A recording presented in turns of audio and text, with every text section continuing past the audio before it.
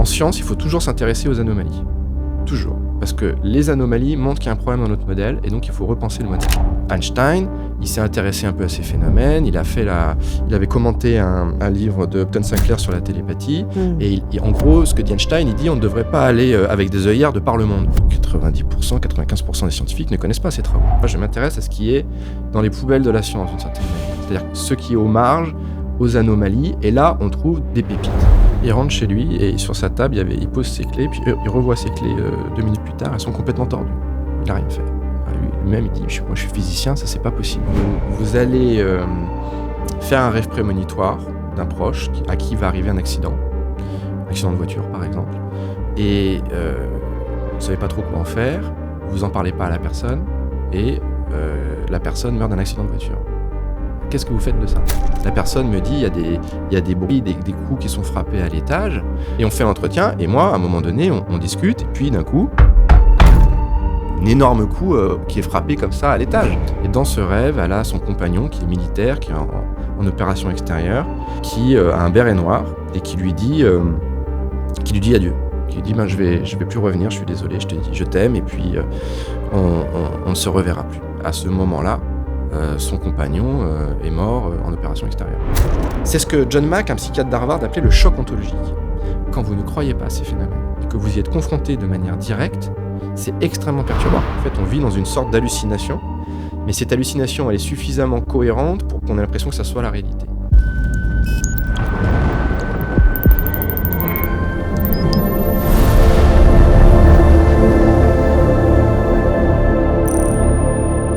Thomas Rabeyron, bonjour. Bonjour. Bienvenue dans le Paranormal Show. On est ravis de vous recevoir. Thomas, vous êtes psychologue clinicien et professeur de psychologie clinique et psychopathologique à l'Université de Lyon 2. Vous êtes également chercheur honoraire à l'Université d'Édimbourg et membre junior de l'Institut universitaire de France. Vous êtes également membre du comité scientifique du GEPAN, dédié à l'étude des phénomènes aérospatiaux non identifiés. Vous avez également cofondé le CIRCE, un organisme spécialisé dans l'étude des expériences paranormales et dont vous dirigez le service de consultation. Thomas, vous avez publié une centaine de publications scientifiques et 4 ouvrages, dont Clinique des expériences exceptionnelles et Codex Anomalia, qui explorent ces phénomènes avec une approche rigoureuse et innovante. Une première question, Thomas, pour commencer, c'est quoi une expérience exceptionnelle ? Alors, merci pour cette présentation. Donc, une expérience exceptionnelle, c'est un des termes académiques utilisés pour décrire ce qu'habituellement on appelle les expériences paranormales dans notre culture. Parfois, on les appelle aussi les expériences anomales, qui fait plus référence à la notion d'anomalie. Alors, en quoi consistent ces expériences ? En gros, il y a une dizaine d'expériences comme ça, paranormales, qu'on appelle paranormales dans la culture occidentale. Que vous avez catégorisées ? Alors moi, dans ma thèse, j'avais essayé effectivement de structurer les choses et j'avais dégagé 10 expériences, en gros, avec des expériences qui sont plus perceptives. La personne a l'impression de percevoir quelque chose avec une interaction non ordinaire ou extraordinaire avec son environnement. Donc, par exemple, la télépathie, la clairvoyance ou la précognition. Une personne qui a un rêve prémonitoire. Des expériences aussi, par exemple, de sortir du corps, voilà, de vision, d'apparition. Et puis, il y a des expériences qui sont plus projectives, où la personne a plus l'impression d'interagir avec son environnement et de modifier l'environnement de manière paranormale, comme dans les expériences de psychokinèse ou de poltergeist. C'est quoi la psychokinèse ? Alors, psychokinèse, c'est des gens qui pensent pouvoir transformer, modifier la matière directement par la pensée. Soit déplacer des objets ? Voilà, par exemple, déplacer des objets, transformer. Alors, il y a eu toute une mode dans les années 70 de gens comme Uri Geller qui pensaient transformer la forme d'une cuillère, d'une fourchette, etc. Par exemple, ce qu'on voit aujourd'hui, c'est plutôt des jeunes qui essayent de faire tourner des petites pyramides d'aluminium, qui se filment en train d'essayer par la pensée de modifier la matière. Comme on voit un peu dans le film Matrix aussi, il y a une scène comme ça avec des jeunes des enfants qui essayent de modifier des cuillères, etc. Et donc, il y a des gens qui essayent de produire ces phénomènes et qui prétendent avoir cette capacité-là. Et puis, ce qu'on voit aussi, nous, dans la clinique de ces expériences, c'est des gens qui ont des phénomènes comme ça, mais de manière non contrôlée. C'est-à-dire j'avais un monsieur comme ça, un physicien d'ailleurs. Il rentre chez lui et sur sa table, il pose ses clés, puis il revoit ses clés 2 minutes plus tard, elles sont complètement tordues. Il n'a rien fait. Lui-même, il dit, moi je suis physicien, ça c'est pas possible normalement. Et après, on essaie d'explorer la dimension, la résonance psychique possible de l'expérience. En tout cas, voilà, il y a une phénoménologie de ce type-là dans les expériences de psychokinèse et de poltergeist. Et poltergeist, c'est la même chose, mais de manière beaucoup plus globale et dans une famille avec des choses les gens disent qu'il y a des objets qui volent, il y a des bruits, il y a des apparitions, etc. Enfin, des ectoplasmes, des gens qui voient les choses aussi. Alors les ectoplasmes, c'est pas tout à fait la même chose. C'est une autre phénoménologie qui est plus ancienne, d'apparitions un peu particulières. C'est plus dans des lieux comme ça, un petit peu avec une dimension comme si c'était hanté, un petit peu quelque chose d'étonnant. Voilà. Mais c'est souvent autour d'une personne en particulier, ce qu'on appelle la personne focale. Disons qu'il y a une phénoménologie. Pour l'instant, on ne parle pas de la réalité ontologique, c'est-à-dire est-ce que vraiment les objets bougent, etc. Mais il y a une phénoménologie de gens qui ont ces expériences de poltergeist, etc.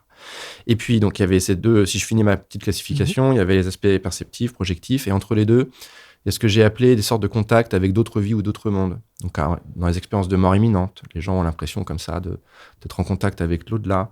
Toutes les pratiques médiumniques, des gens qui pensent essayer de pouvoir contacter les défunts ou qui ont des manifestations comme ça d'un proche après la mort de celui-ci. Il y a les phénomènes aussi des expériences de réincarnation, des gens qui pensent comme ça se rappeler des vies antérieures. Et puis les expériences d'abduction aussi, des gens qui pensent avoir été enlevés par des extraterrestres. Enfin voilà, en gros les grandes catégories. J'en ai oublié une, c'est les expériences de magnétisme qui sont plus projectives, où des gens pensent pouvoir comme ça soigner les gens, par exemple, par la pensée. Des guérisseurs. Les guérisseurs, les magnétiseurs, les énergéticiens, les barreurs de feu. Donc, la première idée, c'est que dans les cultures occidentales, au cours du XXe siècle, il y a une bipartition entre le monde rationnel scientifique, le monde normal, voilà, de la pensée occidentale, et le monde paranormal. Il y a une double catégorie qui est une spécificité des cultures occidentales. Ça n'existe pas dans les autres cultures, cette différence. Oui.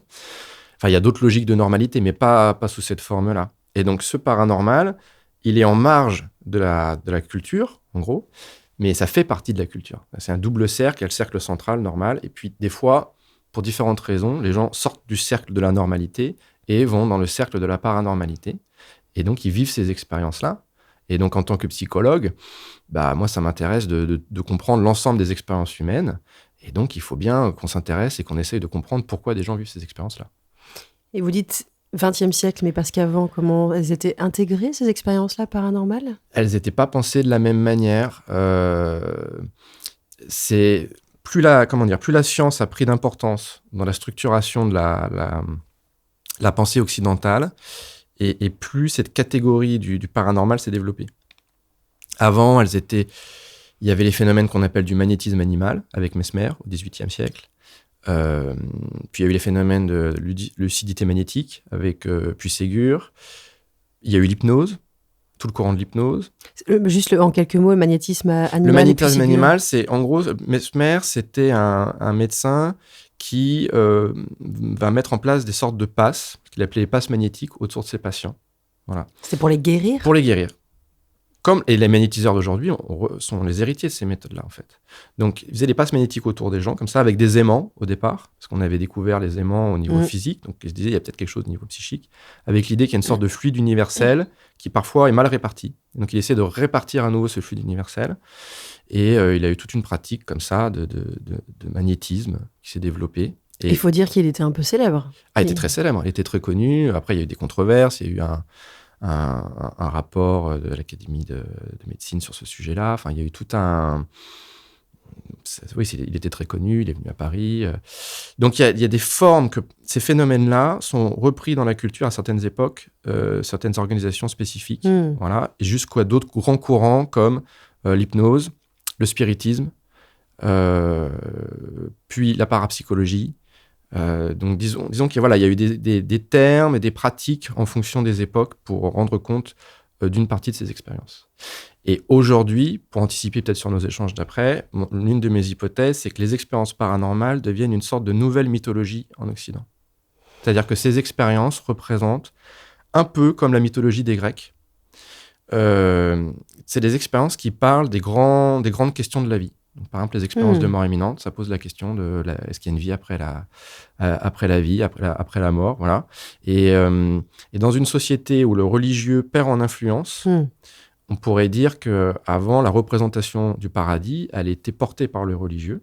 Et là, maintenant, elle est une sorte de représentation laïque du religieux. Enfin, une sorte de représentation laïque de la vie après la vie. Il y a quelque chose de cet ordre-là. Et donc... il y a un manque, en fait, c'est ce que vous dites. D'une certaine manière, il y a une... Je ne sais pas si c'est un manque, c'est plus une évolution, une transformation en fonction des modes de représentation de l'époque. Et du coup, d'une certaine manière, avant, celui qui était en contact avec l'au-delà, c'était le Messie. Mais maintenant, tout le monde peut devenir le Messie. Il suffit qu'il ait vécu un arrêt cardiaque, un coma, et il est en contact avec le divin. Donc, il y a quelque chose comme ça de la représentation du sacré qui est individualiste, parce qu'on est dans des sociétés individualistes, et donc chacun rentre en contact avec une sorte de sacré comme ça. On voit dans les expériences d'abduction. Dans les expériences d'abduction, il y a l'idée de rentrer en contact comme ça avec des êtres quasiment divins. D'ailleurs, il y a beaucoup de parallèles entre les visions de la Vierge Marie, par exemple, et la vision des extraterrestres. Il y a des choses très intéressantes autour de la lumière, le fait d'être choisi, d'être enlevé, d'avoir une révélation. Vous avez croisé beaucoup de personnes dans le Circé qui ont eu l'impression d'avoir été enlevées par des extraterrestres? Alors, c'est pas l'expérience la plus fréquente. Mais ça, oui, on a eu un certain nombre de cas. J'en raconte quelques-uns dans Clinique des expériences exceptionnelles. J'ai fait un article notamment sur ce sujet. Et oui, ça arrive. Vous avez croisé... c'est combien de personnes qui vous appellent tous les ans En moyenne, je dirais, on fait pas énormément de publicité. On a un contact par jour, je dirais. Voilà. Une personne en France par jour qui vous appelle pour un phénomène. Qui nous contacte en nous expliquant, voilà, j'ai vécu une expérience paranormale. Et c'est une consultation que vous donnez en tant que... Voilà, c'est ça. Vous êtes plusieurs psychologues. Voilà, c'est ça. C'est comme on est... La métaphore la plus proche, enfin, ce qui est le plus proche de ce qu'on fait, c'est un peu les services transculturels. Donc, il y a les services en psychiatrie qui sont spécialisés dans le travail avec, par exemple, les migrants, enfin, des gens qui ont d'autres cultures. Et ben, nous, on pourrait dire, on travaille avec des gens qui ont une culture du paranormal, quoi, plus ou moins prononcée. En tout cas, des gens qui, à un moment donné, ils ont cette expérience paranormale, ils savent pas quoi en faire. Alors souvent, ils tapent des mots-clés sur Internet et puis ils finissent par nous trouver. Ou des fois, ils nous voient dans les médias et puis ils se disent « Ah, mais moi, c'est ce que j'ai vécu ». Et donc, ils cherchent des gens qui vont pouvoir les comprendre et qui vont pouvoir les aider parfois. Il y a des gens, ils ont ces expériences, ils ne sont pas particulièrement perturbés. On va plus faire les entretiens de recherche avec eux. Par exemple, une personne a vécu une sortie hors du corps. Et nous, ça nous intéresse de comprendre la sortie hors du corps, comment ça s'est passé au niveau phénoménologique. Et puis, il y a des gens, ils sont perturbés. Une expérience d'abduction, enfin, quand vous pensez avoir été enlevé par des extraterrestres, parfois, des fois, ça se passe pas très bien. Il y a des gens qui sont dans des états post-traumatiques. Je vous donne un autre exemple. Comment dire ? Il y a des gens qui sont confrontés à un impossible. Voilà. Donc, par exemple, vous allez faire un rêve prémonitoire d'un proche à qui va arriver un accident de voiture, par exemple, et vous savez pas trop quoi en faire, vous en parlez pas à la personne, et la personne meurt d'un accident de voiture. Qu'est-ce que vous faites de ça ? Il y a des gens, ils ont une culpabilité terrible. Monstrueuse, oui. Voilà, monstrueuse.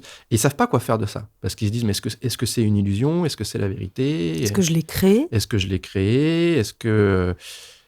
D'un point de vue classique psychanalytique, on pourrait dire, en fait, il y avait un désir inconscient, agressif à l'égard de la personne. C'est pas du tout la même interprétation de dire, est-ce que la personne a senti quelque chose du futur et a essayé de sauver la personne ? Ou est-ce qu'en fait, elle était animée comme ça d'un souhait de mort inconscient ? C'est pas du tout la même chose. Donc, il y a des gens, ils savent pas quoi faire de ça. Je peux donner un autre exemple. C'est une dame qui a une formation scientifique qui, la nuit, se met à avoir des apparitions très réalistes qui durent une dizaine de minutes. Elle sait pas quoi faire de ça. Et ça va se produire peu de temps avant le décès de sa grand-mère. Et dans la vision, c'était une vieille dame, etc. Donc, qu'est-ce qu'on fait de ça ? The Paranormal Show est un média indépendant. Pour nous soutenir, abonnez-vous sur YouTube, Apple Podcast, Spotify et Deezer, mais aussi sur votre réseau social favori. Un commentaire, un like et un partage, nous aideront énormément. Pour rejoindre notre communauté et accéder à des contenus exclusifs, abonnez-vous sur Tipeee. Les liens sont disponibles en description. Nous avons besoin de vous pour exister. Et vous, en tant que psychologue, est-ce que, par moment, j'imagine, dans une consultation, vous vous dites, bon, il y a un autre diagnostic que le paranormal. Est-ce que vous épluchez, avant d'arriver sur l'hypothèse du paranormal, toutes les autres possibilités pour la personne ? Schizophrénie Oui, alors, moi je dirais, on n'a pas l'hypothèse du paranormal. On a plus, on va faire ce qu'on appelle une sorte de, j'aime pas bien le terme, mais c'est quand même un petit peu ce qu'on fait, un diagnostic différentiel. C'est-à-dire qu'en gros, on essaye de comprendre ce qui arrive à la personne. Et ça peut arriver qu'on soit contacté par des gens qui ont des décompensations psychotiques ou des épisodes maniaques et qui vont essayer d'expliquer ça par une explication paranormale. Parce que, pour y remettre du sens ? Oui, parce qu'il vaut mieux se dire « je suis médium » plutôt que se dire « je suis en train de faire une décompensation schizophrénique ». Donc ça, c'est un exemple. C'est des gens qui, malheureusement, ça arrive. C'est une petite pourcentage des gens qui nous contactent, mais ils peuvent avoir des délires, dans un cas d'une schizophrénie, par exemple, des délires télépathiques. Ils pensent que c'est une expérience de télépathie telle qu'on le voit dans les expériences exceptionnelles. Mais en fait, on voit bien que c'est quelque chose qui est délirant. Comment vous faites la différence ? Parce que vous vous basez sur la parole des gens ? Oui, ça, c'est toute notre formation en psychopathologie. Ça ne se présente pas de la même manière. Ce n'est pas la même phénoménologie. La manière d'en parler, la manière de vivre l'expérience, le contenu de l'expérience est différent, mais des fois, ce n'est pas simple. Donc, c'est vraiment un travail d'orfèvrerie où il faut être très fin. Et ce qui est encore plus compliqué, c'est que vous pouvez avoir plusieurs processus en même temps.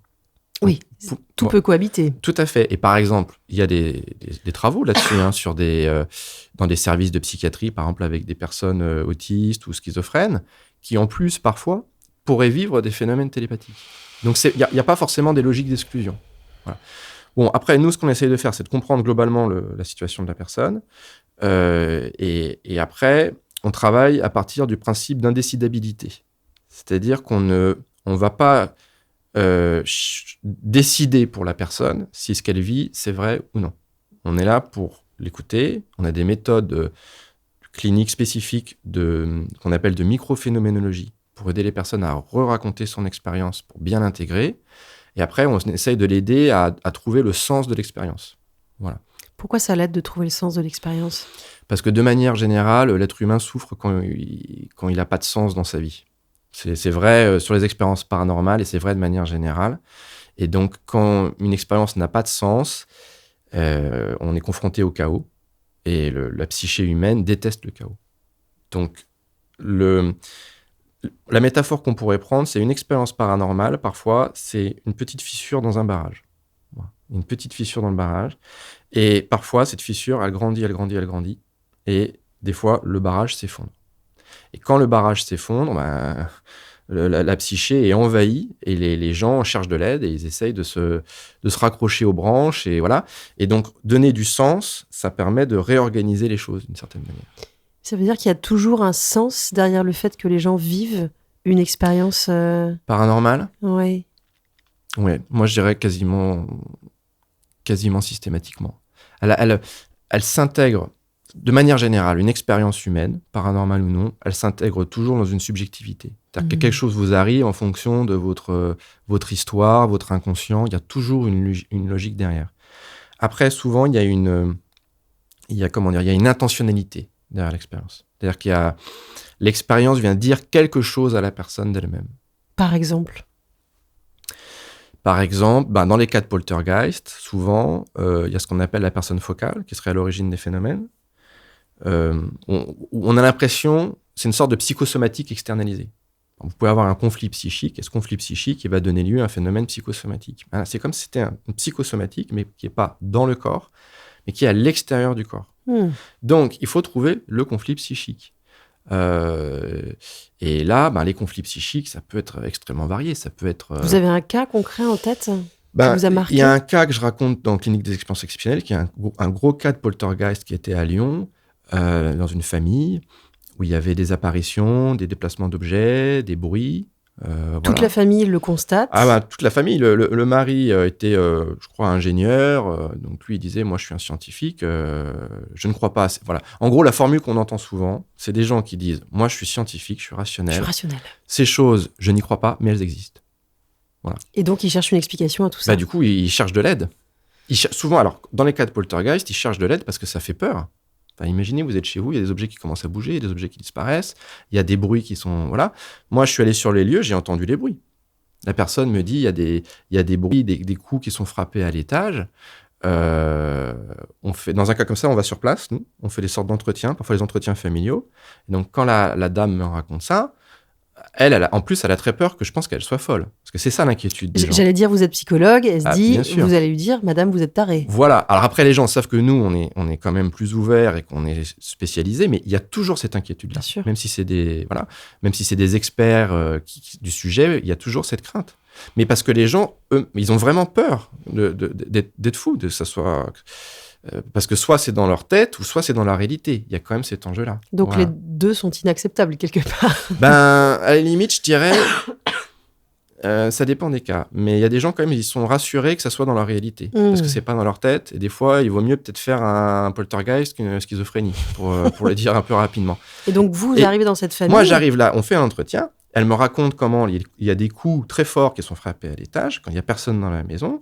La femme de ménage, par exemple, ne veut plus venir dans la maison, elle a trop peur. Il y a des voisins qui sont venus, qui ont vu les phénomènes. Enfin, comme souvent, il commence à y avoir tout un petit noyau de gens qui ont vu les phénomènes. Tout le monde commence à avoir un petit peu peur. Un médium est intervenu, il a pris peur lui-même, il est parti. Oui, parce qu'il y a des médiums, ils interviennent comme ça, ils font deux, trois trucs. Et puis, il n'y a rien de particulier. Et puis, des fois, il y a des cas où peut-être que les phénomènes sont authentiques et eux-mêmes, ils prennent peur. Donc là, la personne est partie. Donc, personne pour les aider. Voilà, bref. Et on fait l'entretien. Et moi, à un moment donné, on discute. Et puis, d'un coup, un énorme coup qui est frappé comme ça à l'étage. Et là, vous allez voir ? Oui, là, on va voir. Et puis, effectivement, il n'y avait rien. Alors après, c'est pour ça que je parlais d'indécidabilité. Pourquoi il y a eu ces coups-là qui ont été frappés ? Bon, j'en sais rien. Alors, on a regardé, est-ce que ça peut être des volets ? Ou est-ce qu'il y a quelqu'un qui serait caché quelque part, vous voyez, qui essaierait de truquer les choses ? Mais ça ne ressemble pas. Les gens, ils ne cherchent pas de publicité, ils ont peur, ça n'a pas de sens. Et d'un point de vue psychologique, ce qui est intéressant, c'est que les coups frappés ne se produisent pas à n'importe quel moment. Ils se produisent à un moment donné où elle me parle de quelqu'un de sa famille, où justement, il y a une sorte de conflit psychique autour de cette personne. Et là, à ce moment, on entend les coups. Donc, d'un point de vue psychologique, souvent, il y a une logique qu'on peut observer dans les phénomènes.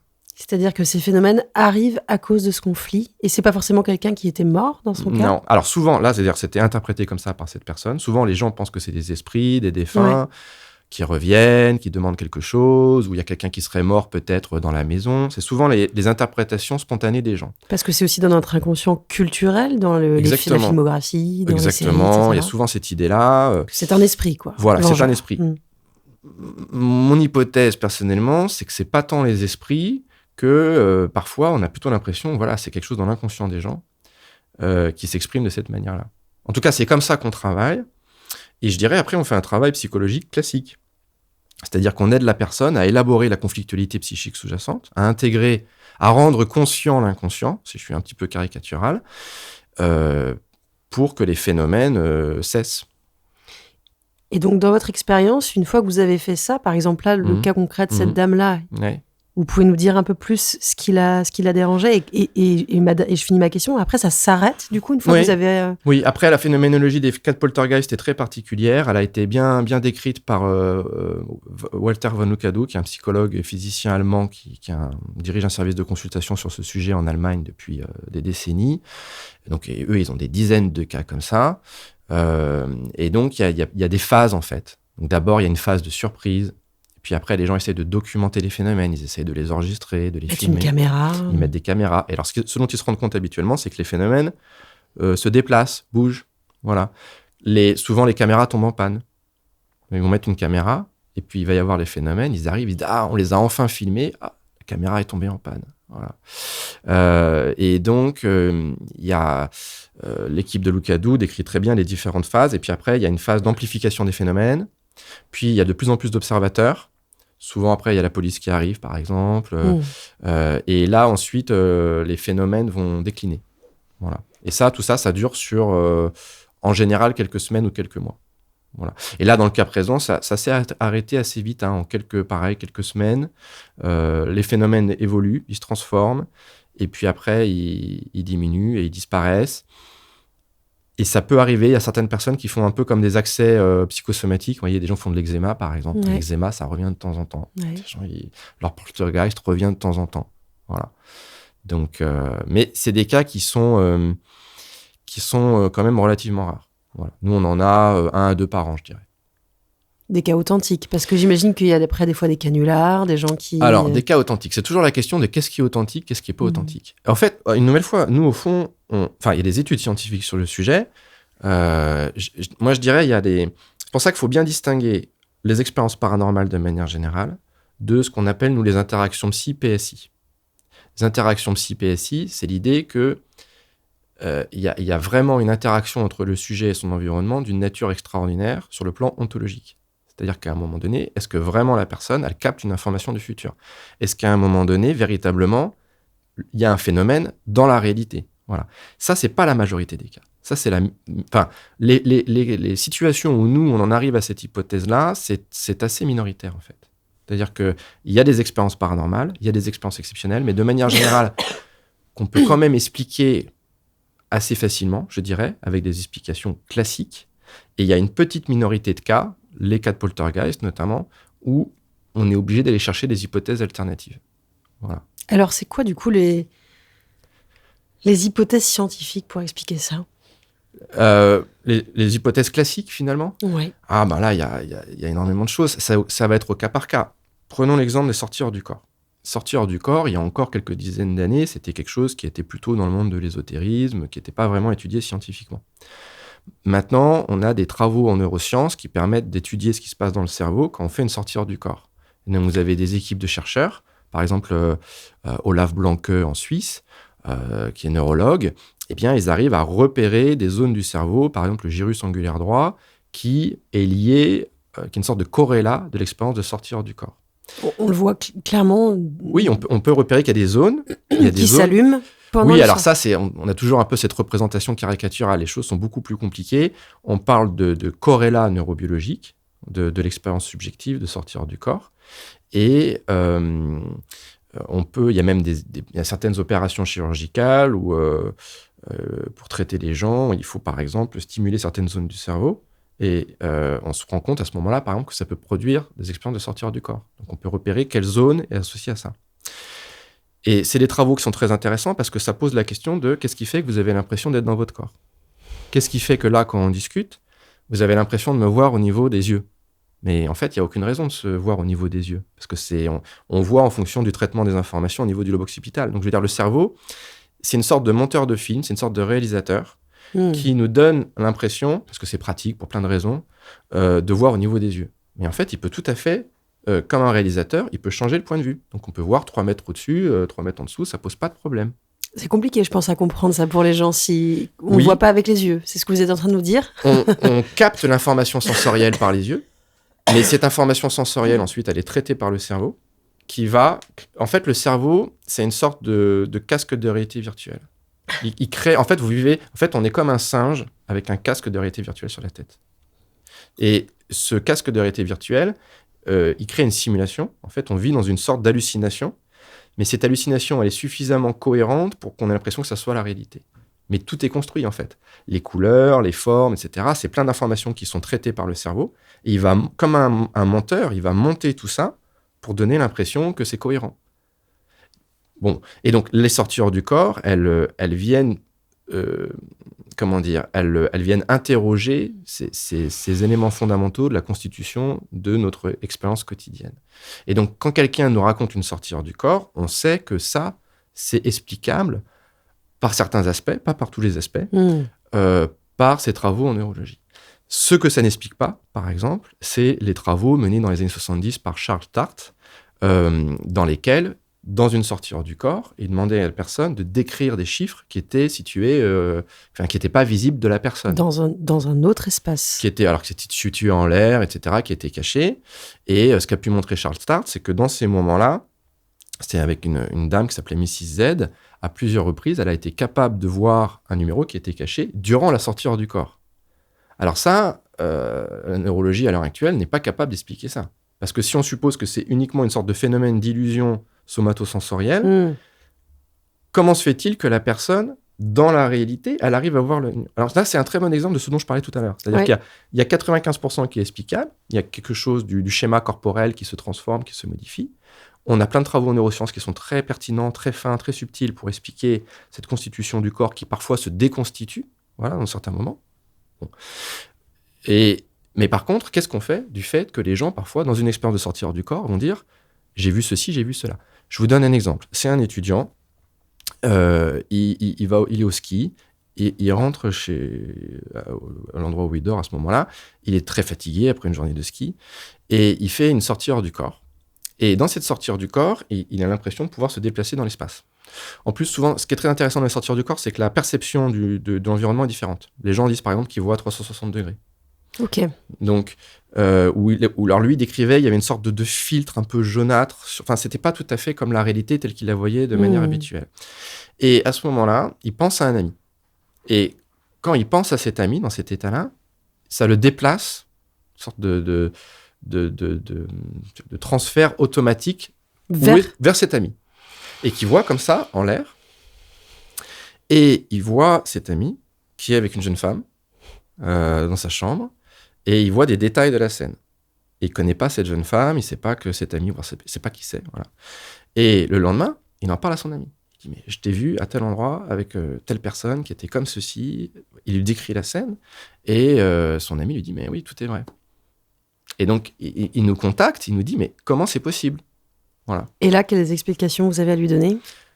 Bah, là, après, c'est toute la question de comment on théorise les interactions psy-PSI. Et donc là, après, on est du côté de la parapsychologie scientifique et de tout un ensemble de travaux où on essaye de comprendre comment c'est possible. Si c'est possible, comment c'est possible. Est-ce que Thomas, vous pouvez nous définir exactement les interactions, ce que vous appelez les interactions psy-PSI ? Les interactions psy, c'est des interactions entre une personne et son environnement, selon des modalités qui ne rentrent pas dans les cadres, je dirais, occidentaux, scientifiques de représentation du monde, et où les coordonnées de l'espace et du temps ne sont plus opérantes. Voilà, je dirais, l'espace, le temps et la causalité n'opèrent plus de manière habituelle. Donc, par exemple, la personne a une information du passé ou du futur qu'elle n'est pas censée avoir. La personne a une information d'une scène qui est située à distance qu'elle n'est pas censée avoir. Je vous donne un autre exemple. C'est une jeune femme qui... un matin, qui est en train de faire un rêve. Et dans ce rêve, elle a son compagnon, qui est militaire, qui est en opération extérieure, qui a un béret noir et qui lui dit adieu. Qui lui dit, je vais plus revenir, je suis désolé, je te dis, je t'aime, et puis on ne se reverra plus. Elle se réveille, très angoissée, ne comprend pas. Et je ne sais plus, c'est 7h du matin, quelque chose comme ça. Et elle va apprendre, alors je ne sais plus exactement quand, si c'est dans la journée ou un peu plus tard, qu'à ce moment-là, son compagnon est mort en opération extérieure. Voilà. Bon, donc là, on voit bien qu'elle a une information à distance. Voilà. Alors, toute la question, après, ça pose des questions théoriques très complexes. Est-ce qu'elle a cette information parce qu'à un moment donné, elle est en contact, entre guillemets, télépathique avec son compagnon ? Est-ce que c'est son compagnon qui, sur le point de mourir, envoie quelque chose de lui-même, une intentionnalité à son égard, et elle capte ça ? Ou est-ce que, en fait, c'est une précognition ? C'est-à-dire que c'est parce qu'elle va apprendre quelques heures plus tard ou quelques jours plus tard qu'il est mort à ce moment-là. Elle a visité le futur. Donc voilà. Donc est-ce que c'est une information qui vient du futur ou à distance ? En fait, dans mes théories, je pense que cette question est une mauvaise question. Pourquoi ? Parce qu'on continue à raisonner avec une représentation occidentale de l'espace et du temps.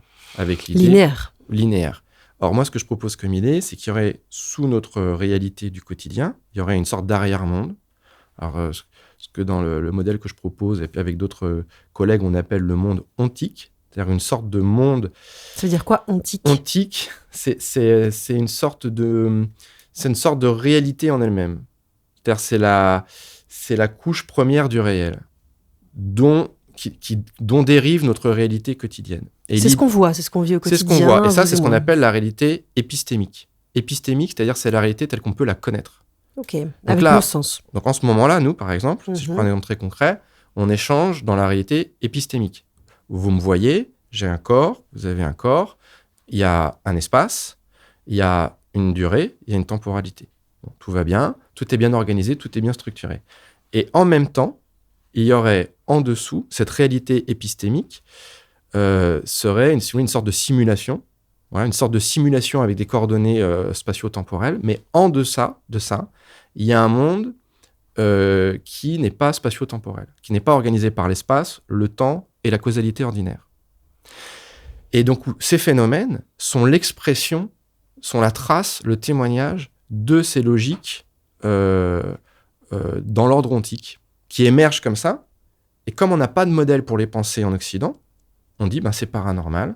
Et donc, soit il y a des gens qui vont dire moi j'y crois et ça existe, ou soit il y a des gens qui vont dire moi je n'y crois pas, ça n'existe pas, ça n'est pas scientifique. Et donc, si on part du principe qu'il y a cette espèce de monde comme ça, alors c'est très particulier parce qu'on ne peut pas le connaître. C'est pour ça que le monde ontique, c'est ce que, dans la philosophie de Kant, on appelle la chose en soi. Et à partir du moment où on la connaît, ça n'est pas la chose en soi, puisque c'est une représentation qu'on a du monde. Donc l'idée, c'est qu'il y a un monde en deçà, non représenté, et que tant que ce monde n'est pas représenté, il n'est pas organisé par l'espace, le temps et la causalité. Et donc ça, c'est ce que j'ai développé dans Codex Anomalia, c'est ce que j'ai appelé le modèle Orphée, qui a la conjonction de plein d'autres modèles en philosophie notamment, pour essayer du coup d'avoir un modèle d'intelligibilité de ces phénomènes. C'est-à-dire comment on peut, de manière cohérente, rationnelle, structurée, avoir une hypothèse de comment ça marche, et que ça soit pas simplement, c'est paranormal, et puis on y croit. Voilà. Sortir du dogme, j'y crois pas, mais bien le comprendre. Et le problème, c'est que ça conduit à déconstruire tout un ensemble de représentations en Occident. Et là, c'est le début des ennuis. Un exemple, la théorie du sujet autonome. C'est-à-dire que les cultures occidentales modernes, elles sont toutes fondées sur l'idée que c'est les cultures du sujet individuel, autonome. On a notre espace, on a notre univers individuel, autonome. Voilà. Alors vous avez des cultures où c'est le groupe qui est prévalent. Voilà. Et ce sujet autonome, il est individualisé et il est séparé. Sa conscience lui appartient. Sa conscience lui, c'est le cogito. Tout ça vient au départ notamment du cogito de Descartes. Je pense, donc je suis. Donc je suis. Il ne reste que moi. Voilà. Et cette représentation du « je pense, donc je suis », il y a moi et il y a le monde environnant. Et ça, c'est ça qui va permettre ensuite de développer la pensée scientifique. Puisqu'il y a moi et le monde, et donc je vais pouvoir étudier le monde indépendamment de moi. Mais au départ, notamment dans les cultures premières, il n'y a pas cette distinction. Il n'y a pas cette distinction moi, le monde, sur laquelle s'est fondée toute l'approche scientifique, mais de manière générale, la représentation du sujet en Occident. Cette représentation, elle est très efficace. C'est ça qui a permis de développer l'approche scientifique. Donc, elle est très, très utile. Elle a été utile pour Elle est très utile d'un point de vue pragmatique. C'est ça qui nous permet d'ailleurs d'être dans cette situation-là. C'est-à-dire qu'on a tout un matériel technique qui a été développé parce que comme on distingue le sujet du monde environnant, on peut décrire la réalité telle qu'elle est avec des lois scientifiques et en déduire un certain nombre de choses pour produire des dispositifs techniques. Sauf que cette idée, elle est fausse. Et c'est ce que montrent les expériences exceptionnelles. C'est-à-dire qu'elle est pertinente pour entretenir un certain rapport à la réalité, mais dans certaines circonstances exceptionnelles, on voit qu'elle est fausse. Thomas, cette vision du monde, vous n'êtes pas le seul à l'avoir. Et il y a des vieux penseurs, des philosophes, des gens qui ont travaillé en physique, qui ont pensé aussi comme ça. Oui, il y a toute une tradition. Moi, ce que je propose, c'est pas quelque chose qui sort comme ça d'un coup de nulle part. Il y a à la fois la tradition philosophique, je dirais, depuis Platon, parce que déjà, l'allégorie de la caverne de Platon, c'est déjà quelque chose de cet ordre-là. C'est-à-dire, il y a le monde des ombres, qui serait le monde épistémique dont je parlais tout à l'heure, et puis il y a vraiment comment est le monde dans la caverne, et ça serait le monde ontique. Et donc, cette idée de Platon, elle a été déclinée depuis des siècles de bien des manières, par Kant, d'une certaine manière, puis par Hegel, avec la notion d'absolu aussi. Et ça, c'est quelque chose qui était très important dans un système d'un certain nombre de philosophes, de cette bipartition du monde. Voilà, le monde appréhendable, le monde connaissable et le monde en lui-même. Voilà. Et la pensée scientifique, qu'on appelle empirique, pragmatique, puis un courant qui s'appelle l'utilitarisme, de plus en plus, et c'est toujours vrai à l'heure actuelle, a réduit le monde à ce monde appréhendable, à ce monde connaissable. avec l'idée que ce monde qu'on ne peut pas connaître, ça ne sert à rien d'en parler parce qu'on ne peut pas le connaître. Mais le risque, du coup, c'est de faire comme s'il n'existait pas. Et donc, il y a un certain nombre de philosophes qui ont développé une idée différente, et c'est notamment le cas de Spinoza aussi. Finalement, moi, ce que je propose, c'est le philosophe qui est le premier à vraiment théoriser ça, c'est ce que Spinoza appelle la substance divine, pour cette espèce d'élément premier, mais qui n'est pas religieux chez lui. Mais c'est une sorte c'est ce que j'allais dire. Le côté divin n'est pas... Voilà, c'est une sorte de strate fondamentale déiste, du réel qu'on retrouve chez Hegel avec la notion d'absolu, chez Kant avec la chose en soi. Ça a été repris aussi avec Leibniz avec la notion de monade. En France, on a un excellent théoricien de ça à un moment donné qui s'appelait Raymond Ruyère, qui a écrit des très beaux livres là-dessus, notamment La gnose de Princeton.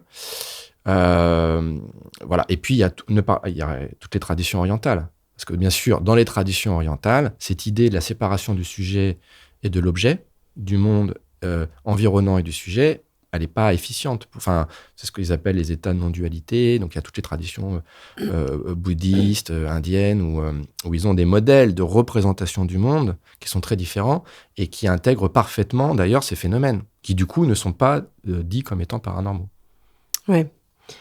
Et alors, du coup, est-ce que vous pouvez nous reconduire un peu plus dans votre modèle, ce que vous avez appelé le modèle d'Orphée, qui est vous, votre production personnelle, même si elle est le fruit de tous ces travaux-là aussi? C'est-à-dire que pendant près de 20 ans, j'ai entendu des gens qui racontaient des expériences exceptionnelles. J'ai mené des travaux en laboratoire pour étudier, par exemple, la précognition, la télépathie. Ah, donc vous n'avez pas simplement reçu des gens en consultation, vous avez aussi mené vous-même... Voilà, parce que moi j'ai à la fois une formation clinique, mais aussi une formation plus expérimentale. Et donc j'ai participé à tout un ensemble de travaux, par exemple avec Daryl Bem, ce qu'on appelle la rétrocausalité. Parce que ce que ne savent pas forcément les gens pensent que tout ça, c'est le monde du paranormal, de l'ésotérisme, c'est des gens un peu bizarres, etc. Mais il y a des publications scientifiques sur la télépathie dans les meilleures revues de psychologie et de médecine depuis 40 ans. En fait. Freud avait l'air de s'y intéresser un petit peu aussi. Si vraiment on remonte avant, Freud aussi s'intéressait à la télépathie, il avait beaucoup de choses à dire là-dessus. Freud, lui, était persuadé de l'existence de la télépathie. Il disait, il y a un noyau dur de vérité dans l'occultisme. Il appelait ça la boue noire de l'occultisme, avec la pensée magique, des choses qui sont de l'ordre de la croyance, mais que dans cette boue noire, il y avait un petit noyau de vérité qui était la télépathie. Bon. Avec mon collègue Renaud Evrard, on a écrit plusieurs articles là-dessus. Il y a des choses très intéressantes sur psychanalyse et télépathie. Mais depuis, il y a également tout un ensemble de travaux expérimentaux pour étudier l'existence de la télépathie en laboratoire. Parce que c'est bien d'avoir des témoignages, comme j'ai raconté tout à l'heure, mais à un moment donné, est-ce que du coup, on peut mettre des gens en situation où ils sont séparés, dans 2 pièces différentes, et est-ce qu'ils arrivent à communiquer des informations comme ça? Amenez-nous dans ces expériences-là, Thomas. La plus classique, c'est le Ganzfeld. Et donc, moi, j'ai fait des expériences de Ganzfeld, notamment. C'est quoi le Ganzfeld? Et le Ganzfeld, ça consiste à vous placer deux personnes dans 2 pièces à distance, et une des personnes va voir une vidéo, et l'autre personne est dans ce qu'on appelle le Ganzfeld. Et donc, le Ganzfeld, c'est c'est dans une chambre insonorisée dans laquelle la personne a une sorte de masque sur les yeux ou des demi-balles de ping-pong pour avoir une sorte de champ uniforme, souvent avec une lumière rouge. Donc, il y a une lumière rouge, vous avez des demi-balles de ping-pong comme ça. On met des demi-balles parce que ça vous fait une sorte de... Vous voyez pas de différence dans votre champ sensoriel. En fait, au niveau visuel, tout est uniforme. Pourquoi pas un bandeau noir, tout simplement? Parce qu'il faut avoir les yeux ouverts. C'est mieux avec les yeux ouverts. Bon, il y a plein de tests qui ont été faits. Pourquoi la lumière rouge? Parce qu'il y avait des raisons aussi à cela. En gros, vous voyez que du rouge, voilà, de manière uniforme. Vous avez un bruit blanc sur les oreilles. Donc, bruit, vision uniforme. Vous êtes allongé confortablement. Et donc, on appelle ça un Ganzfeld, parce que ça veut dire champ uniforme. Et vous êtes dans un état où vous n'avez aucune perception de l'environnement, ce qui est tout à fait inhabituel. Et donc, il y a une sorte de saturation comme ça, sensorielle. Et ça plonge dans ce qu'on appelle un état non ordinaire de conscience. Un état modifié? Alors, avant, on appelait ça les états altérés de conscience, puis l'état modifié de conscience. Maintenant, le terme le plus utilisé au niveau scientifique, c'est plutôt les états non ordinaires de conscience. D'accord. Et on sait que, tout ensemble de travaux, qui laissent à penser que justement, les états non ordinaires de conscience, tout à l'heure, j'ai donné plusieurs exemples. Quelqu'un qui était très fatigué, parce qu'il était dans un état de relaxation. Il est rentré dans un mini-état de transe. Le rêve. Le sommeil. Voilà. Ça favorise ces phénomènes. Pourquoi? Parce qu'on passe du monde épistémique, du monde dans lequel on connaît les choses de manière cohérente, rationnelle, à un autre monde. Donc, ça fait sorte de plonger dans le réel. Voilà. Et donc, les chercheurs, à un moment donné, se sont dit, si on veut mieux étudier ces phénomènes télépathiques. Il ne faut pas simplement le faire comme... Parce qu'au départ, vous savez, c'était les expériences de Rhine. On voit ça dans les films, des fois. Il fallait deviner des triangles, des carrés, etc. Ils ont fait ça pendant des années et des années. Ils avaient des résultats statistiquement significatifs, mais c'était très ennuyeux. À un moment donné, les gens font 1000 essais, puis ils en ont marre. Donc, du coup, comme c'est ennuyeux, les résultats diminuent. Enfin, du coup, c'est une hypothèse qu'ils avaient. Et juste, quand vous dites statistiquement viable, je vous coupe. Ça veut dire qu'on va faire des milliers et des milliers d'essais, où à chaque fois, je vais tirer au hasard une carte, et je vais vous dire, est-ce que c'est un carré, un triangle, un rond? Et puis vous allez me dire, c'est ça, c'est ça, c'est ça. Et ils ont trouvé des gens qui semblaient plus doués que d'autres. Il y a certaines séries, par exemple la fameuse série Pierce-Pratt, où c'est quelqu'un qui a eu des taux de réussite, où il trouvait... normalement, vous avez une chance sur 5, parce c'est ce qu'il que y a j'avais 5 demandé. symboles. Voilà. Et en fait, il trouvait... il y a une série où il a trouvé tous les symboles d'affilée. Enfin, c'est impossible statistiquement. Voilà. Donc, il y a des gens qui ont dit, mais c'est pas possible, ils ont truqué les choses, etc. Mais si c'est possible, comment on explique un truc pareil? Le problème, c'est que c'est très ennuyeux. Vous pouvez faire des expériences comme Rhine avec des cartes, vous allez voir, c'est rigolo au début, puis très vite, vous vous ennuyez. Et donc, les chercheurs se sont dit, comment on peut améliorer ça? Et là, ils se sont dit, mais quand les gens sont dans des états non ordinaires de conscience, ça augmente ces expériences. C'est pareil avec les psychédéliques. Les expériences qui ont été faites avec des psychédéliques, de la psilocybine, par exemple, c'est censé améliorer ce type de perception parce que, du coup, ça déconstruit notre expérience usuelle, on plonge dans le réel, et ce réel, justement, qui n'est pas structuré par l'espace et par le temps. C'est ça l'hypothèse. Et donc, vous êtes dans le Ganzfeld et vous allez décrire ce que vous voyez pendant qu'une autre personne essaye télépathiquement, entre guillemets, vous envoyer la cible, qui va être une vidéo. Et alors, il y a plusieurs variantes. C'est quoi une cible? C'est une vidéo d'un film, par exemple. Je sais pas, une vidéo de Star Wars. Donc, la personne, pendant 20 minutes, ce qu'on appelle l'agent, regarde cette vidéo. Et pendant 20 minutes, l'autre personne décrit tout ce qu'elle voit. Voilà. Et ensuite, on va demander, alors soit à la personne qui était dans le Ganzfeld, on lui montre par exemple 4 vidéos, on lui dit quelle vidéo a été transmise. Il y a une chance sur 4. Ou on va demander à un juge qui est indépendant, là, on lui montre les 4 vidéos et on lui fait écouter les 20 minutes de description de la personne. Voilà. Donc c'est un juge indépendant qui va décider si ça... Voilà. Mais c'est quoi, par exemple, une accointance? C'est... Ok, il a parlé d'un carré. Non, mais des fois, il y a des super. cas de... moi, j'ai fait des expériences de Ganzfeld, par exemple, où, j'en sais rien, c'est des dinosaures, et la personne, la vidéo, c'est des dinosaures, et la personne, elle dit, je vois des dinosaures, etc. Des fois, c'est très, très explicite. Alors, bien sûr, on va dire, mais est-ce que c'est pas le fruit du hasard? Parce que si vous faites des centaines d'essais comme ça, il y a des accointances uniquement du fait du hasard. Donc, il faut faire des statistiques. Et donc, statistiquement, les gens devraient trouver une fois sur 4. Et en fait, ce que montrent les statistiques, c'est que il y a des centaines d'essais qui ont été faits, même des milliers, les gens trouvent une fois sur 3. Voilà. Et donc, c'est significatif. C'est significatif. Donc, normalement, c'est pas possible. Donc, du coup, il y a eu des controverses. Et donc, il y a des gens qui ont dit, non, en fait, c'est des erreurs, vous avez sélectionné vos études. Quand c'était statistiquement significatif, vous avez publié.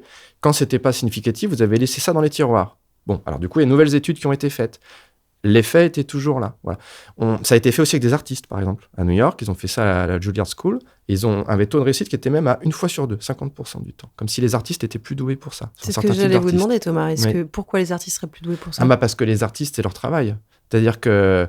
moi, c'est l'hypothèse que je ferais. C'est-à-dire que ce que fait un artiste, c'est qu'il fait émerger de la nouveauté.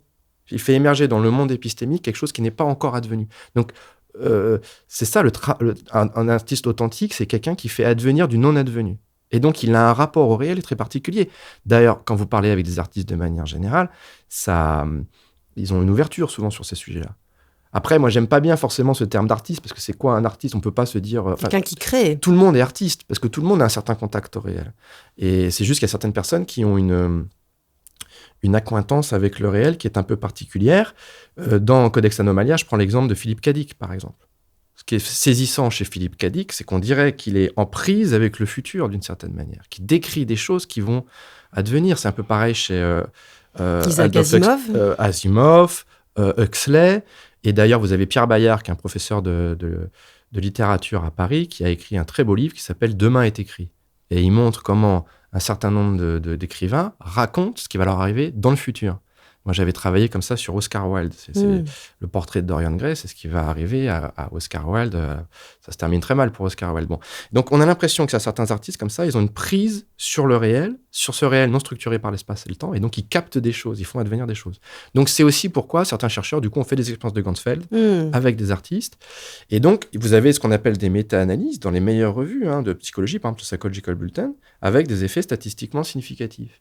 Alors, pourquoi la communauté scientifique une partie de la communauté scientifique rejette ces genres de méta-analyses et ces expériences-là? Parce que d'une part, la plupart des scientifiques ne connaissent pas ces travaux. Là, tout ce dont je suis en train de vous parler, les 90%, 95% des scientifiques ne connaissent pas ces travaux. Ils ne veulent pas s'y intéresser? Il y a quelque chose de dogmatique, du coup, chez eux? Peut-être. Disons que comme toute notre culture est pensée, est fondée sur l'exclusion de ces phénomènes, c'est ce que j'ai appelé la forclusion du psy. C'est un rejet fondamental. C'est-à-dire que toute la culture occidentale moderne, notre représentation du sujet autonome, est fondée sur l'exclusion de cette forme d'interconnexion profonde du réel. Donc du coup, les scientifiques classiques, j'ai envie de dire, parce qu'il y a plein de manières d'être scientifique, mais disons qu'il y a certaines personnes pour lesquelles ça n'est pas possible, parce que effectivement, toute la science est fondée sur la distinction « je suis distingué de ce que j'observe ». Donc effectivement, ça heurte certaines représentations fondamentales qui orientent l'activité scientifique.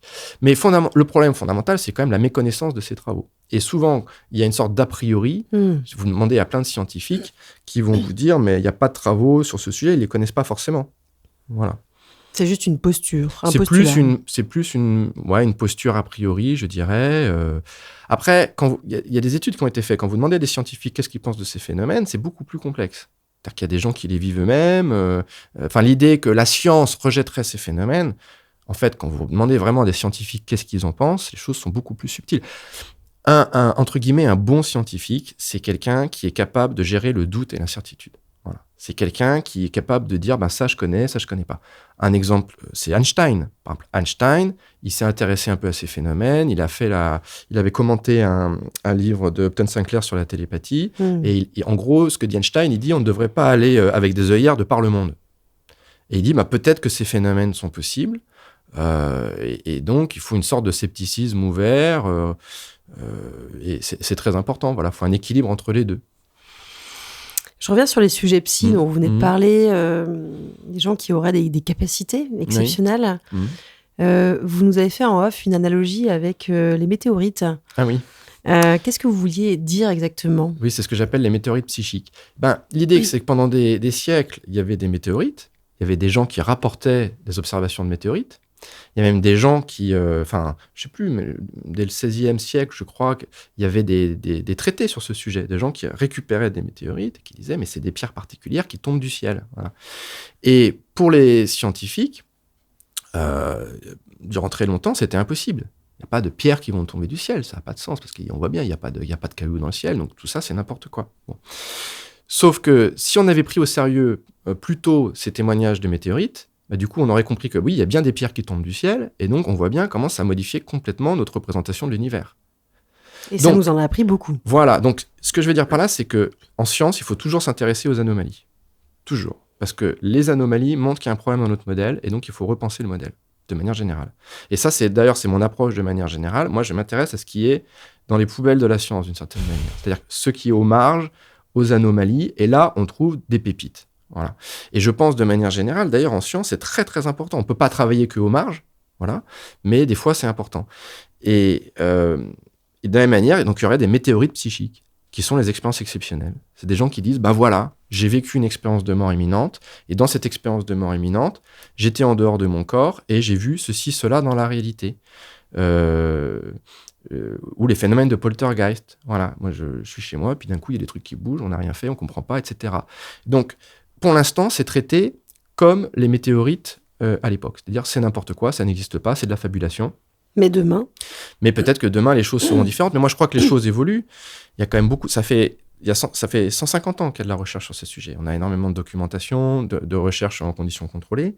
Le gros problème par rapport aux météorites, c'est qu'à un moment donné, pourquoi la communauté scientifique évolue par rapport aux météorites? C'est qu'ensuite, on a une théorie scientifique pour expliquer les météorites.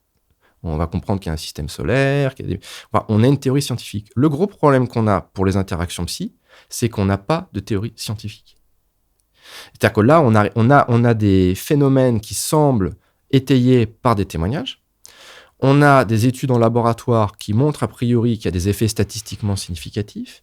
Mais en science, ça ne suffit pas, en général, d'avoir uniquement un effet statistiquement significatif. En tout cas, ça ne suffit pas pour des phénomènes comme ça. Donc, on a des effets, mais on n'a pas de théorie. Donc, il y a une sorte de hiatus. Donc, ce que j'ai essayé de proposer, c'est une théorie. Sauf que le problème de cette théorie, c'est qu'elle vient déconstruire la représentation scientifique occidentale du monde.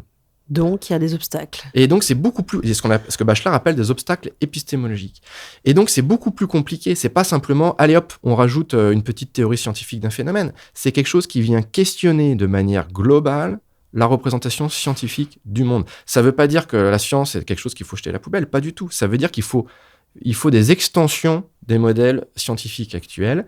Et ça veut dire qu'il y a d'autres formes de rationalité qui ne rentrent pas dans la rationalité qui guide actuellement l'activité scientifique classique, j'ai envie de dire. Thomas, avant de repoursuivre sur cette idée de justement vos théories à vous pour penser tout ça, vous avez dit qu'il y a eu des études, il y a des cas concrets, mais il n'y a pas eu que ça, il y a eu des applications aussi dans la société, des usages de ça, et pas que dans les labos, en fait. Oui, bien sûr. Si, par exemple, les perceptions psy existent, c'est-à-dire qu'il y a des personnes qui ont des capacités à percevoir des informations à distance dans l'espace et dans le temps, on se doute bien que ça peut être extrêmement utile. Les Grecs, avec la Pythie, ils avaient des dispositifs comme ça, d'utilisation de ces perceptions. Dans les cultures premières, le chaman prend des substances, souvent des psychédéliques, et par l'intermédiaire de ces substances, il va justement capter des informations qui vont être utiles au groupe. En Occident, comme je le disais, depuis plusieurs siècles, rejette ces phénomènes. Donc, en gros, ils sont en marge, on ne les utilise pas. Cependant, dans les années 70, si je prends un exemple très concret, dans les années 70, il y a tout ensemble de chercheurs aux États-Unis, des physiciens plutôt, qui vont travailler sur ces phénomènes, qui travaillent avec des sujets censés être très doués, par exemple Ingo Swann, et qui publient des travaux sur ce sujet. Ça va attirer l'intérêt du gouvernement américain. Bon, les Américains, ils sont très pragmatiques. Et donc, c'est la NSA, la CIA qui commencent à s'intéresser à ça et qui vont leur dire, attendez, vous avez des gens qui sont capables de voir des choses à distance. Nous, ça nous intéresse énormément, dans le contexte de la guerre froide. En parallèle, ils suspectent les Russes de faire la même chose, c'est-à-dire de commencer à essayer de repérer des sortes de psychiques, voilà ce qu'ils appellent les psychiques, ce que nous on appelle des sujets psy, qui seraient particulièrement doués pour espionner les Américains. Et donc ce qui va se passer, c'est que les Russes et les Américains, dans les années 70, vont commencer à mettre en place des programmes de ce qui est appelé communément d'espions psychiques. Et donc les programmes Stargate. Et donc c'est ce que maintenant le grand public commence à connaître, mais que nous on connaît depuis. Enfin, ça nous amuse parce que c'est des trucs qu'on connaissait, parce que les chercheurs qui travaillaient dans le domaine, certains justement avaient travaillé pour le gouvernement américain, mais ils n'avaient pas le droit de le dire, c'était des secrets, c'était top secret.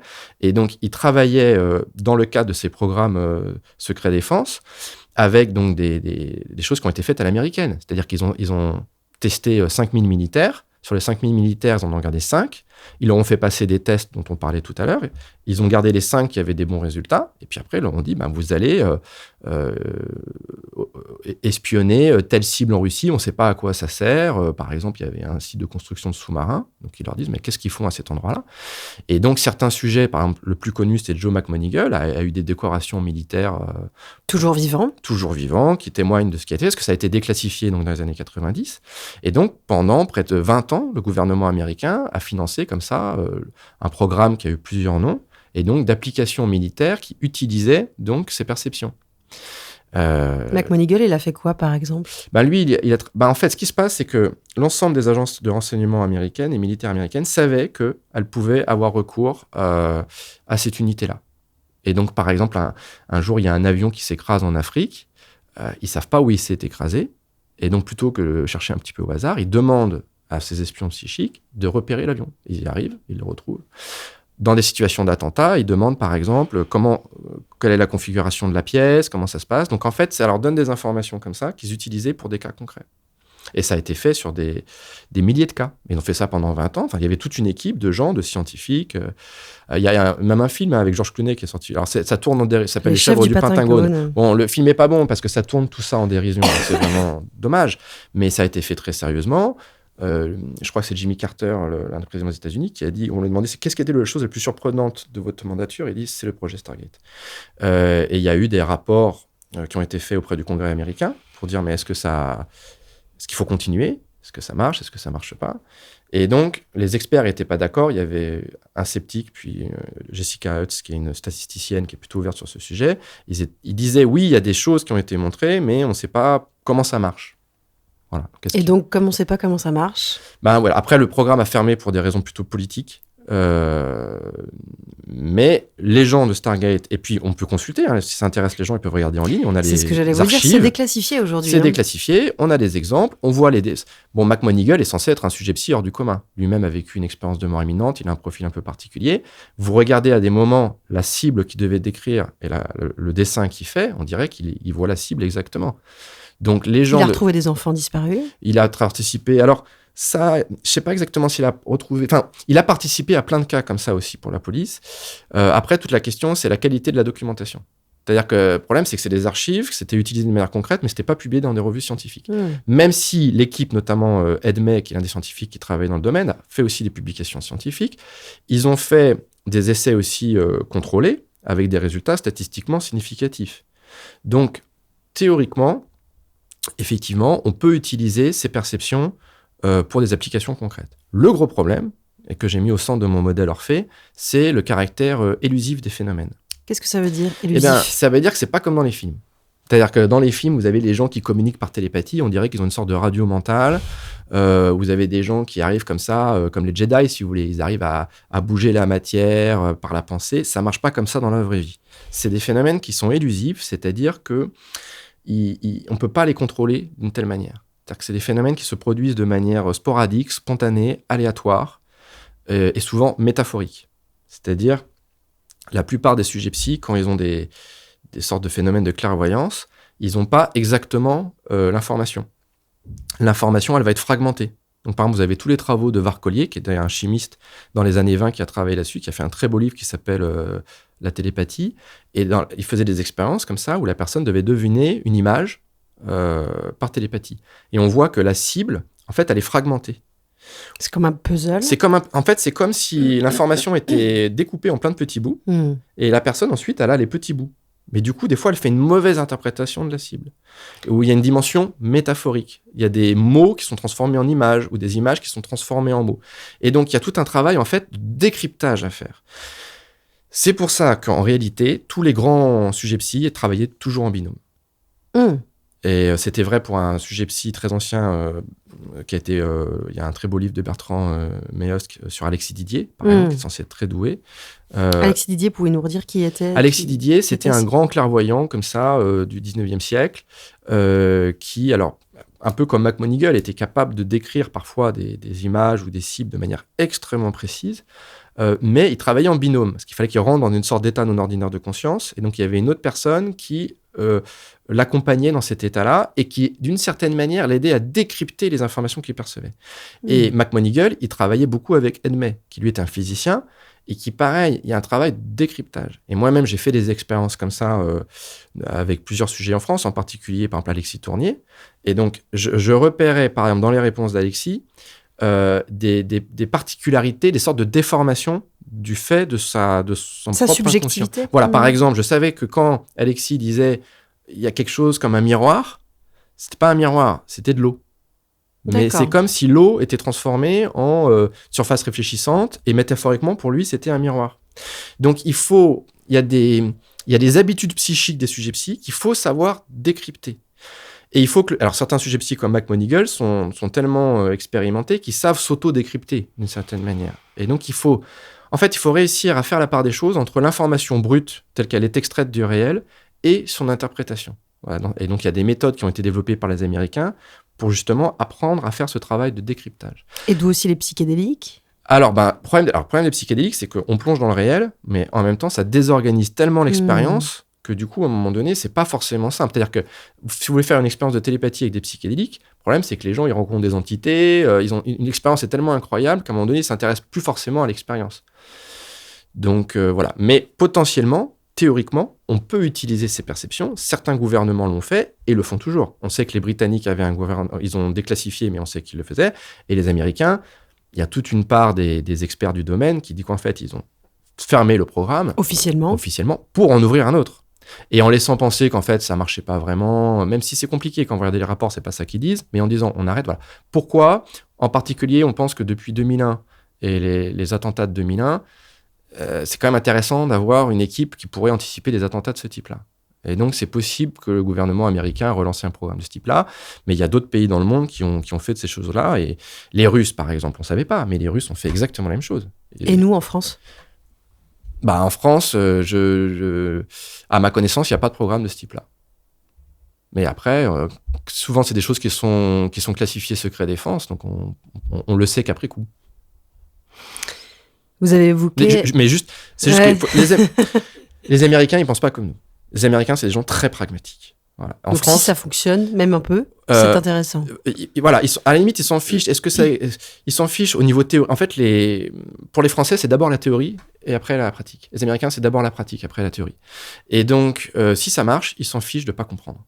Alors que nous, on est quand même le pays de Descartes, le pays de la rationalité. Donc, c'est vrai qu'il y a certaines résistances en France que vous allez moins trouver dans les pays anglo-saxons. D'ailleurs, dans les pays anglo-saxons, vous avez tout un ensemble d'universités. Moi, j'ai fait ma thèse à Édimbourg, où ils sont spécialisés là-dedans. La parapsychologie fait partie des couloirs de l'université.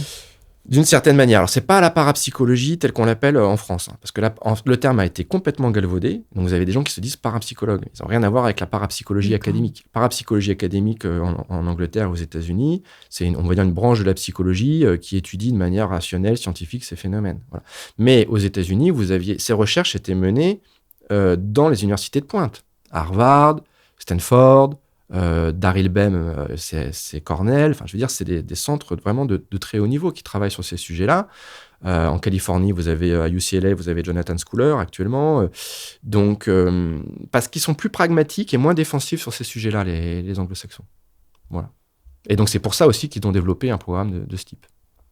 Et donc, vous, à votre connaissance, en France, on n'a pas utilisé, on n'utilise pas ces capacités-là. Je ne suis pas sûr que le gouvernement français comprenne l'intérêt de ces choses-là. C'est-à-dire que même au niveau scientifique, si vous voulez, il y a une telle méconnaissance. Vous demandez à la plupart des scientifiques français, est-ce qu'ils connaissent les études sur le Ganzfeld ? Est-ce qu'ils connaissent les méta-analyses publiées dans le Psychological Bulletin ? 99% des gens ne les connaissent pas. Souvent, le réflexe, c'est oui, il n'y a pas d'études scientifiques sur ce sujet-là. Et comme ce sont des phénomènes qui sont, comme je disais, qui sont élusifs, qui sont difficiles à attraper. C'est comme les météorites. C'est-à-dire que tous les jours, vous ne voyez pas des météorites. Pourtant, les météorites existent. C'est comme les phénomènes quantiques. Les phénomènes quantiques, c'est des phénomènes très étranges, mais il faut les observer dans des conditions très particulières. Et encore, les phénomènes quantiques, c'est des phénomènes très étranges, mais leur étrangeté est reproductible. Et on a une théorie scientifique pour en rendre compte.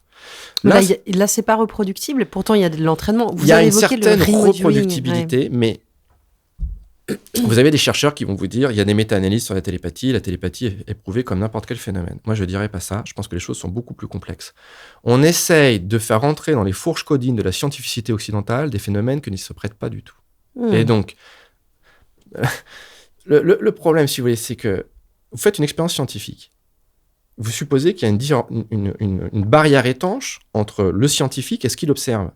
Et vous faites une expérience de télépathie en faisant comme si tout ça était étanche. Mais en fait, c'est pas étanche, puisque dans les strates profondes du réel, il n'y a pas de distinction sujet-objet. Donc, il n'y a pas de distinction entre le scientifique et ce qu'il observe. Ça veut dire quoi, ça ? Ça veut dire que si le scientifique il a une certaine intentionnalité à l'égard d'un résultat, il risque d'influencer, par une influence en contrebande, dans cet arrière-monde, le résultat de son expérience. Donc, la méthodologie ne fonctionne pas. Elle ne marche pas. Et c'est pour ça que c'est ce que j'appelais, moi, j'ai repris le mythe de Sisyphe. C'est-à-dire que certains parapsychologues, ils essayent de démontrer ça, de convaincre la communauté scientifique. Mais c'est impossible. Parce que à chaque fois, on va vous dire que la méthodologie n'est pas suffisante, que c'est pas assez... Mais le problème de fond, c'est que la méthodologie classique scientifique ne fonctionne pas. On fait comme si il y avait une séparation, mais en fait, il n'y a pas de séparation. Et d'ailleurs, c'est pour ça qu'on ne sait jamais d'où vient le phénomène. Si vous faites une expérience de Ganzfeld, d'où vient l'effet ? Est-ce que c'est de la télépathie ? Sauf que vous avez des expériences de Ganzfeld, il n'y a pas d'agent. Il n'y a personne qui envoie l'information. C'est une image qui est posée, par exemple, sur la table. Oui, même pas. Ou elle est dans un ordinateur. Elle est dans un ordinateur. Et il y a juste le perception qui est dans Ganzfeld qui, après, va avoir l'information. Donc là, on sait que ce n'est pas de la télépathie. Donc, ce n'est pas de la télépathie. Et donc pourtant, c'est présenté comme des expériences de télépathie. Ok, donc c'est quoi ? C'est ce que j'essaie. C'est-à-dire qu'il faudrait plutôt parler d'une perception psy au sens général. Ouais. C'est-à-dire que la distinction télépathie, clairvoyance, précognition, elle est infiltrée d'une représentation spatio-temporelle du monde, qui est fausse. Donc en fait, ce qui compte, c'est une intentionnalité. À un moment donné, il y a une intentionnalité que telle personne soit capable de capter une information. Il n'y a pas besoin qui est quelqu'un à distance. Mais la question, par exemple, vous faites votre expérience de Ganzfeld. Pourquoi la personne comment elle a capté cette information? À quel moment elle a capté? Est-ce que c'est pas le chercheur qui veut démontrer cet effet, qui a en amont, inconsciemment, choisi telle cible, parce que telle cible allait correspondre davantage aux descriptions du sujet? Après, il y a des expériences où il y a plusieurs personnes intermédiaires pour éviter... oui, mais même, on ne sait pas d'où vient l'effet.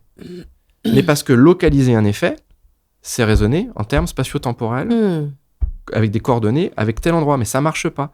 Donc en fait, il y a un système composé d'un expérimentateur de plusieurs sujets qui a une intentionnalité et qui, à un moment donné, extrait une information d'une certaine manière qui fait qu'il se produit quelque chose d'impossible. Donc ce que vous êtes en train de nous dire, c'est que ce qu'on essaie de reproduire en labo, finalement, ça n'a pas de sens. D'un point de vue épistémologique, production des connaissances, ça n'a pas de sens. Alors, c'est ce que j'essaye de faire entendre à mes collègues. Les collègues, ça fait 30 ans qu'ils font de l'expérimental. Donc, ils ne sont pas très contents. Et d'ailleurs, certains ne comprennent pas cette idée. Parce qu'ils continuent à utiliser un modèle scientifique qui, en fait, n'est pas approprié pour l'étude de ces phénomènes. Mais, dans notre espace culturel, si vous voulez démontrer l'existence d'un phénomène, il faut jouer ce jeu-là. Donc, ils jouent ce jeu-là. Mais je comprends qu'ils le fassent. Et en même temps, c'est important. C'est important qu'ils fassent ce jeu-là. Parce que ça montre quand même qu'il y a quelque chose. Mais c'est-à-dire que c'est pas inutile complètement. C'est pas inutile, mais le phénomène se déplace. En fait, il y a des phénomènes de déplacement, ils sont élusifs. C'est ce que George Hansen appelle le trickster. C'est-à-dire que ces phénomènes, ils cherchent toujours à se camoufler, à évoluer, voilà. Et c'est pas pour autant qu'ils n'existent pas. Mais ça veut dire que c'est dans la nature même de se modifier, de se transformer. Pourquoi ? C'est ce que j'allais vous demander. Vous pensez même qu'ils veulent pas être vus ?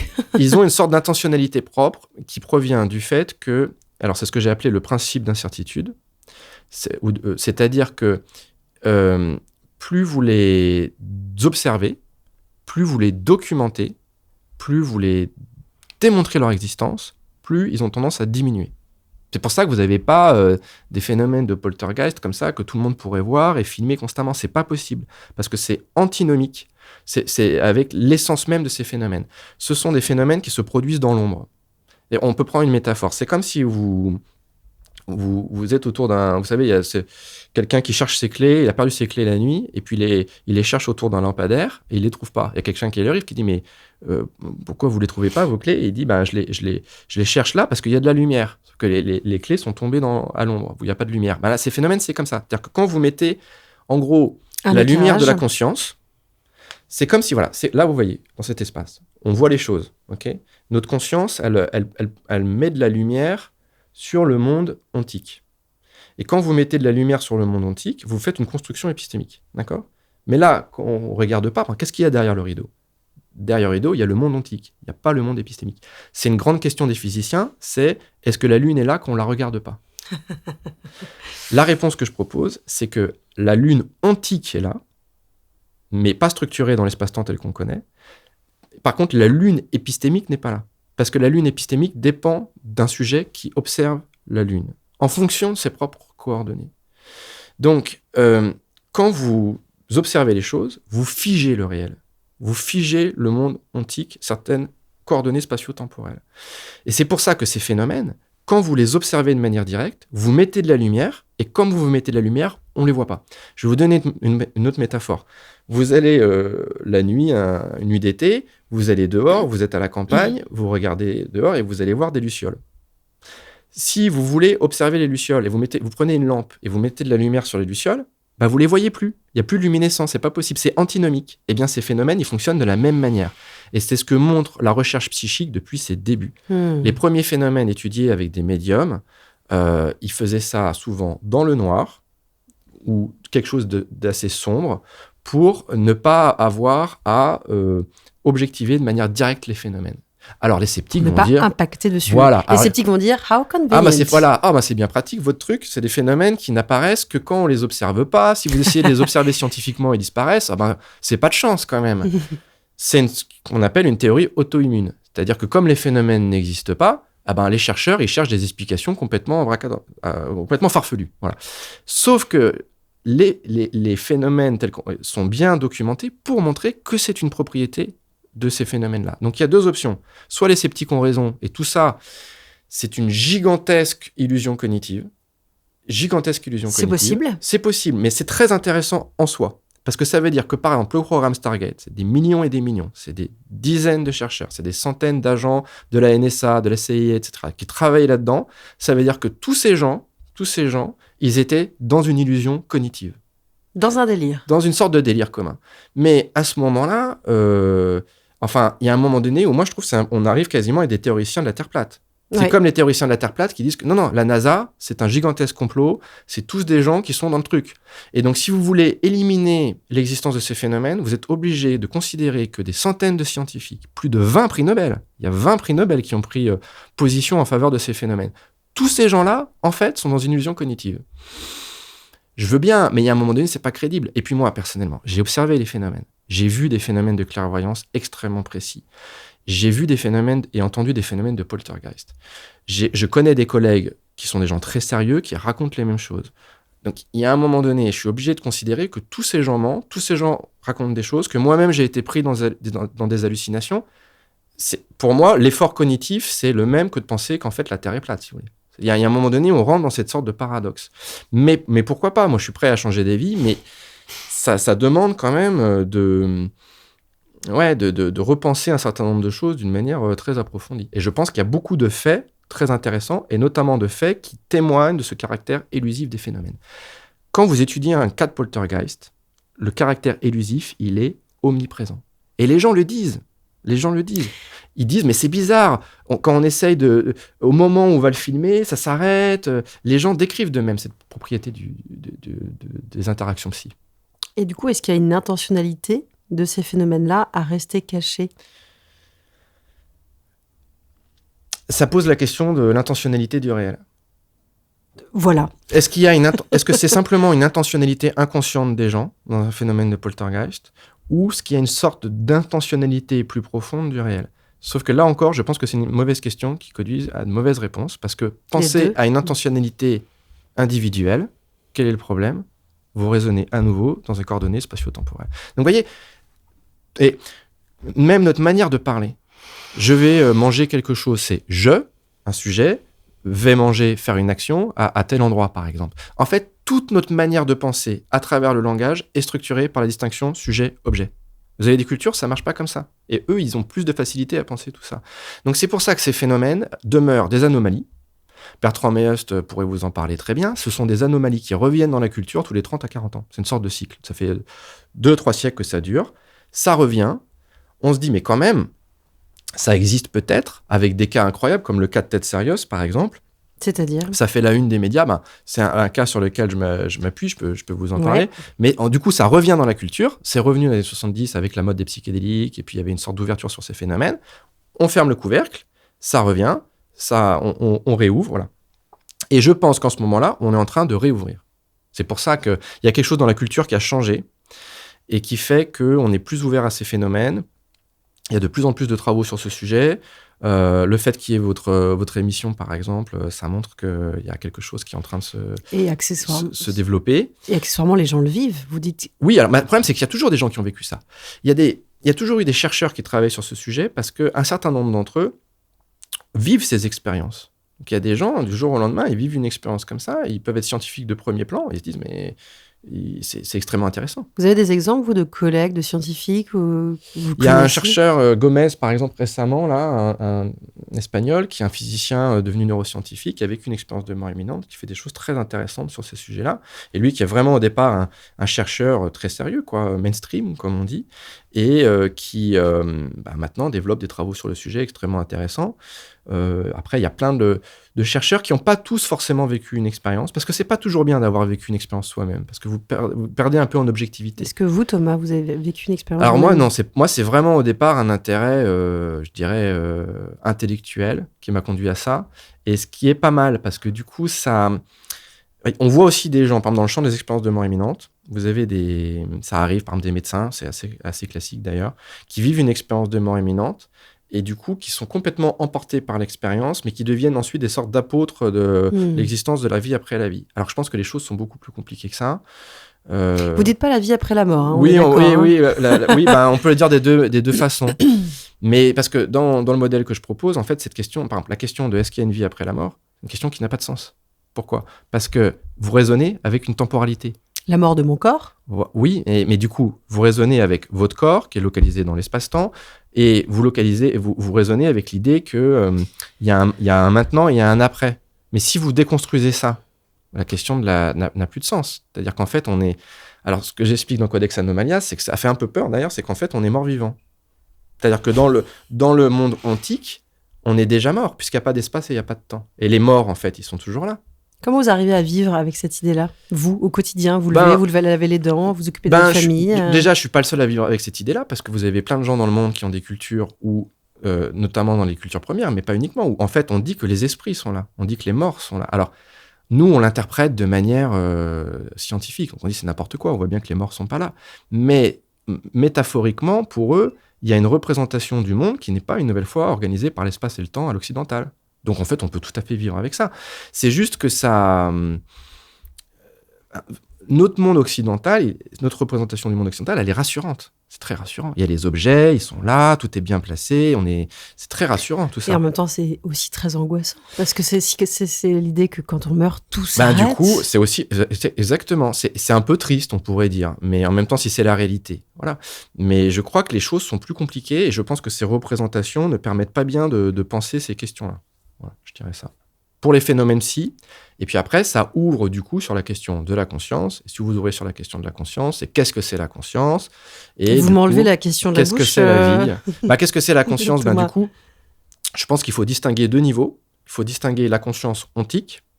Donc, du monde d'en dessous, là, de cet arrière-monde, voilà, qui émerge et qui devient réflexive chez l'être humain.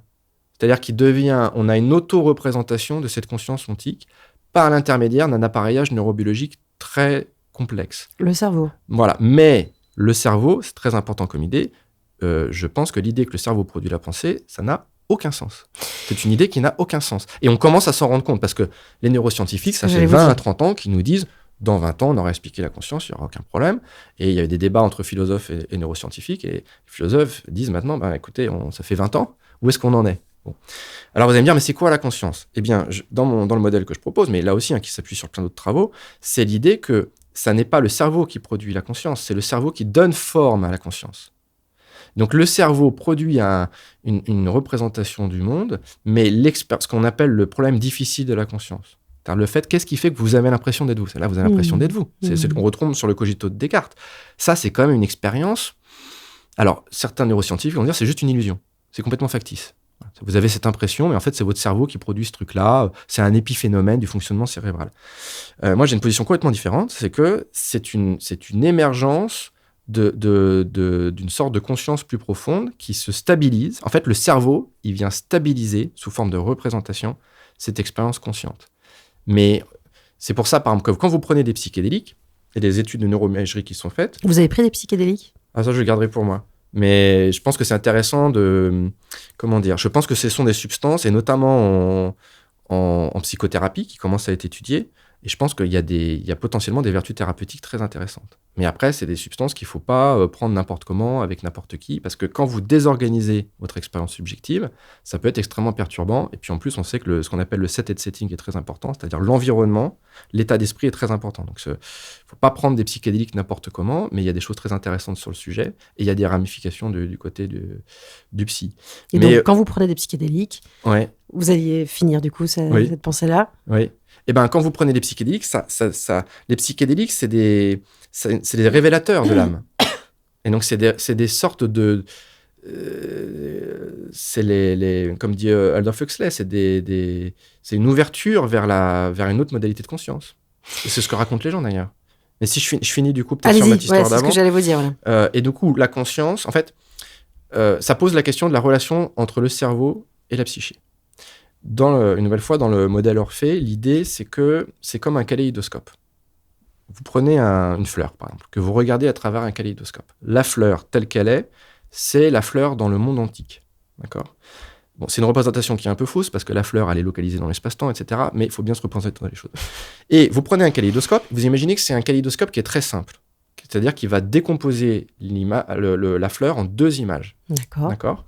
Eh bien, ce kaléidoscope, c'est ce que fait le cerveau. C'est-à-dire qu'il y a une décomposition C'est pour ça que le modèle, sur le plan philosophique, ce qu'on appelle un monisme décompositionnel à double aspect, c'est l'idée qu'il y a une seule réalité, ce qu'on appelle un monisme, enfin un seul réel, qui se décompose sous deux formes, qui est la matière et la psyché. Et il y a les deux en même temps. C'est pour ça que quand on parle là, vous avez une expérience consciente qui est à la fois une expérience psychique, qui est une décomposition d'une expérience première, et une expérience neurologique.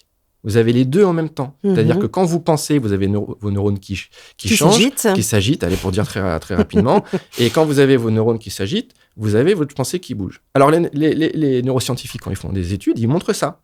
Mais ils font une erreur logique. Ils confondent corrélation et causalité. Et ils croient que parce qu'il y a une corrélation, en gros, on vous enlève un bout de cerveau, vous pensez plus pareil. Ils disent, du coup, c'est le cerveau qui produit la pensée. C'est corrélé. En fait, c'est une corrélation, c'est une synchronicité. Ça fonctionne exactement en parallèle, en fait. Mais c'est tellement en parallèle, c'est tellement synchronisé qu'on a l'impression que l'un produit l'autre. Et c'est là où les expériences de mort imminente... Voilà. Et donc, du coup, vous avez, des fois en cours en philosophie, vous avez les idéalistes qui vont dire non, c'est la pensée qui produit la matière. Ouais, qui précède. Les matérialistes qui vont dire non, c'est la matière qui précède ou qui produit la pensée. Et donc, il y a d'autres courants. Et donc, dans ce monisme décompositionnel à double aspect, c'est l'idée qu'il y a donc cette structure première du réel, cet ordre ontique qui se décompose en même temps. Et c'est pour ça que ça bouge en même temps. C'est parce qu'en fait, c'est le réel qui bouge, qui est en arrière-fond. Et les expériences exceptionnelles, notamment les expériences de mort imminente, elles témoignent de ça. Par exemple, on pourrait imaginer, vous savez, dans les expériences de mort imminente, souvent c'est extrêmement intense, les gens voient un tunnel, ils voient des personnes... Donc c'est des gens qui vont mourir, hein. Pas toujours. Alors, vous pouvez vivre des expériences de mort imminente dans d'autres contextes. Avec des dangers, Renaud Evrard nous expliquait... Voilà, en situation de danger, il y a plein d'exemples, qui montrent que c'est plus compliqué que l'idée, vous faites un arrêt cardiaque, vous faites une expérience de mort imminente. Et d'ailleurs, c'est là que les expériences de mort imminente, ça fait partie de ces nouvelles mythologies, parce que vous avez une version très caricaturale, qui s'est développée, notamment après les travaux de Moody, alors que la réalité clinique est beaucoup plus hétérogène, beaucoup plus complexe. Mais néanmoins, quand même des gens qui vivent des expériences de ce type-là. Et quand c'est compliqué d'étudier le cerveau de quelqu'un qui est en train de mourir. On peut faire ça avec des rats, mais on a un certain nombre d'éléments qui laissent à penser que le cerveau, il s'active moins, une nouvelle fois, si je suis très caricatural, dans ces moments-là. Mais ça devrait plutôt être l'inverse, puisque l'expérience est très intense. Et c'est pareil pour les psychédéliques. Le cerveau, il est beaucoup plus désorganisé lors de la prise de psychédéliques. Et donc là, il y a des bizarreries, c'est-à-dire que normalement, on devrait plutôt imaginer l'inverse. Bon, après, c'est des débats scientifiques, là, je suis un peu caricatural, très complexe, mais l'idée, là, dans le modèle que je vous propose, qui rejoint notamment les théories d'un vieux psychologue et philosophe qui s'appelait Myers, c'était l'idée aussi de Bergson, c'est l'hypothèse du cerveau filtre. C'est-à-dire que le cerveau ne produit pas la pensée, le cerveau filtre le réel, cette sorte de réel qui est tendu dans l'espace et dans le temps d'une manière très particulière, il le filtre et il en garde un petit bout. Et donc, quand vous prenez des psychédéliques, vous changez le filtre. Donc, d'habitude, le filtre, il est bien fermé, et puis, dans certains états non ordinaires de conscience, notamment les psychédéliques, ça ouvre le filtre. Et donc, au lieu de réduire votre expérience, parce que le cerveau, on pourrait dire, mais il est complètement azimuté, donc il ne devrait y avoir plus aucun sens, au contraire, ça ouvre le filtre et sur un contact au réel. Et du coup, quand vous décrivez ça, ça donne à penser que la conscience, non seulement est non locale, mais qu'elle est collective. Oui. D'ailleurs, le terme de non local, parce que des fois on parle de perception non locale ou de ces choses. En fait, on voit que c'est même, on n'a tellement pas de termes pour décrire ces phénomènes qu'on ne peut les décrire que de manière négative. Vous voyez, on parle de paranormal, on parle de, c'est que par le négatif qu'on peut décrire ces choses-là, parce qu'on n'a pas de termes en positif pour les penser dans la culture. Donc il faut créer un nouveau langage d'une certaine manière pour les penser. Il y a certains chercheurs qui font une analogie justement avec Internet et cette réalité parallèle. Est-ce que vous, c'est une théorie qui vous parle ? Oui, moi ça me parle beaucoup, d'autant que quand on regarde un peu les mémoires de Jacques Vallée, qui est un chercheur qui a travaillé un peu en parapsychologie expérimentale et puis dans le domaine des ovnis, Jacques Vallée raconte bien comment en Californie, dans les années 70, lorsqu'il y a le développement d'Internet, il y a un peu les mêmes chercheurs qui gravitent dans le monde du remote viewing, de la vision à distance, et dans le monde du développement d'Internet. Et une hypothèse qu'on pourrait avoir, c'est que d'une certaine manière, Internet, c'est une sorte de version technologique réifiée de ce monde ontique interconnecté. C'est comme si on créait dans l'ordre épistémique une sorte de représentation technologique de cette interconnexion du monde. Il y a un problème, à mon avis, qu'on a travaillé avec des collègues à travers la série Black Mirror. Vous connaissez la série, j'imagine, qui est un peu terrifiante, voilà, de ce monde dystopique, où c'est un monde où la technologie est devenue tellement prédominante qu'il n'y a plus de place pour le réel. Et je pense que c'est ce qui est en train de se passer actuellement. Et avec Internet. Avec Internet et de manière générale avec toutes les nouvelles technologies, en particulier l'intelligence artificielle actuellement. Et par exemple, la question de la télépathie, il y a les travaux d'Elon Musk sur Neuralink, par exemple, actuellement. On essaye. Peut-être que d'ici quelques années, on aura des sortes de puces dans le cerveau qui permettront d'avoir des phénomènes télépathiques technologiques. Donc, ce ne sera plus vraiment de la télépathie, parce qu'il n'y aura pas d'élusivité, ça sera autre chose. Et donc, il y a un risque, qui est bien repéré notamment par Baudrillard, dans ce qu'il appelle l'hyper-réel. Et alors ça, c'est un autre sujet, mais qui est tout de même très intéressant aussi de manière générale, c'est que ce que vous perdez dans le réel, ou ce que vous gagnez dans l'hyper-réel, dans ce monde technologique, vous le perdez dans le réel. Mais ça, c'est quelque chose qu'on a travaillé là autour de Black Mirror. C'est pour ça que les gens se sentent si seuls aujourd'hui. C'est-à-dire qu'il n'y a jamais eu autant de connexions entre les gens, et pourtant, les gens ne se sont jamais sentis aussi seuls, d'une certaine manière. Enfin, il y a certaines études qui montrent ça. Donc, il y a des ramifications anthropologiques et sociales de ces questions qui sont très importantes. Pourquoi ? Parce que si vous avez une représentation du sujet qui est fausse, vous avez une représentation de la société qui est fausse. Et si vous avez une représentation de la société qui est fausse, vous faites des boulettes. Et la grosse boulette... Vous êtes en train de dire que Elon Musk est en train de faire une grosse boulette ? Je sais pas parce que... Alors, c'est compliqué, Elon Musk. Non, parce qu'en même temps, il essaye de faire quelque chose qui est tout à fait louable. C'est-à-dire au niveau écologique, avoir des voitures qui permettent de moins polluer, c'est quand même ça paraît bien. D'avoir une espèce multiplanétaire pour survivre s'il y a un astéroïde, ça paraît bien. Et aider des gens à remarcher parce qu'ils sont paralysés, ça paraît être une bonne idée. Bon. Mais il y a quand même des risques technologiques, notamment autour de l'intelligence artificielle, par exemple, sur lesquels il faut être très prudent. Mais si je dois faire des ramifications un peu plus précises entre nos questions là et ces problématiques sociales et anthropologiques, le problème de fond, c'est la pensée écologique. Quand vous êtes dans une nouvelle fois, il ne faut pas idéaliser les cultures premières, ce n'est pas non plus le paradis, mais disons que dans un certain nombre de cultures qui ont vécu pendant des millénaires, comme il n'y a pas de distinction sujet-objet, il n'y a pas de distinction être humain-environnement, pour le dire très, très schématiquement. Du coup, vous êtes dans une conception écologique du monde. Vous êtes dans un rapport au monde où la nature, les animaux, les arbres, il y a de l'esprit partout, si vous voulez. C'est le monde magique, comme dit De Martino. Et vous entraînez un rapport au monde qui est très particulier. En Occident, comme nous, on est séparés du monde environnant, ça pose aucun problème d'aller exterminer d'autres peuples ou d'aller exterminer d'autres espèces, puisqu'on est séparés. Donc, il n'y a pas de souci. Sauf que cette logique-là, c'est une logique anti-écologique. Et le problème de ces logiques antilogiques, on voit bien ce que ça produit aujourd'hui. C'est-à-dire que ça produit des écosystèmes qui sont complètement déséquilibrés et qu'à un moment donné, quand vous déséquilibrez trop cette logique écologique du monde, il y a un prix à payer. Donc, cette pensée écologique, elle a toujours été présente dans les théoriciens du psy. On pourrait même dire que la recherche psychique sur ces sujets-là, c'est une sorte de reste de cette pensée première écologique du monde, qui a survécu, mais sous une forme... réifiée, rigidifiée, parce qu'elle essaye quand même de rentrer dans le moule scientifique. Donc, ce que je veux dire par là, c'est ce que je propose dans le dernier chapitre de Codex Anomalia, c'est je pense que si on arrivait à intégrer les phénomènes psy dans la culture, ça produirait une forme d'antidote à ces logiques de ce que certains sociologues appellent la réification. Parce que c'est quoi la réification ? Alors ça, c'est Axel Honneth notamment qui a développé cette idée, mais il y a d'autres sociologues. C'est l'idée que depuis Descartes, pour des raisons complexes, on est séparé du monde et on est un objet. Je pense, donc je suis, donc je peux m'étudier comme objet. Et que les gens se traitent comme des objets. C'est ça la réification. C'est traiter soi-même et les autres comme des objets. Ou des consommateurs, parce que... Et du coup, ça vous permet de traiter les autres comme des consommateurs. Et donc ça a toutes des ramifications dans la culture, parce que ça donne lieu à des phénomènes d'emprise, de manipulation, de perversion, de traitement de l'autre. Et il y a une déshumanisation de la relation à l'autre. Donc du coup, on a de plus en plus de technologies qui sont absolument formidables. Et en fait, on vit dans une sorte de paradis cauchemardesque. Ça produit quelque chose de cet ordre-là. Et c'est ce qu'on ressent dans Black Mirror. J'allais dire, donc on est dans Black Mirror, de toute façon. De toute façon, bien sûr, on voit bien. Les intelligences artificielles qui étaient décrites dans Black Mirror, elles sont en train d'émerger. Et vous savez, le robot tueur de Black Mirror, il existe. Enfin, en fait, quand on a rédigé le livre, on s'était dit, tiens, on va anticiper sur des problématiques qui émergeront dans quelques décennies. Et au fur et à mesure qu'on rédigeait les chapitres à partir d'analyse des épisodes, on voyait que c'était en train de se réaliser dans la réalité. Donc, on va vivre dans ce monde-là. Après, il ne faut pas non plus tomber dans un pessimisme, parce qu'on voit de plus en plus, il y a une sorte de mélancolie sociale actuelle chez les jeunes. Ça, je pense que c'est extrêmement dangereux. Il faut sortir de ça, vraiment. Mais il faut quand même avoir une pensée un peu réflexive sur ces évolutions anthropologiques majeures liées à la technologie. Et il y a des vrais dangers, mais bon, il y a plein de gens qui réfléchissent à ça actuellement.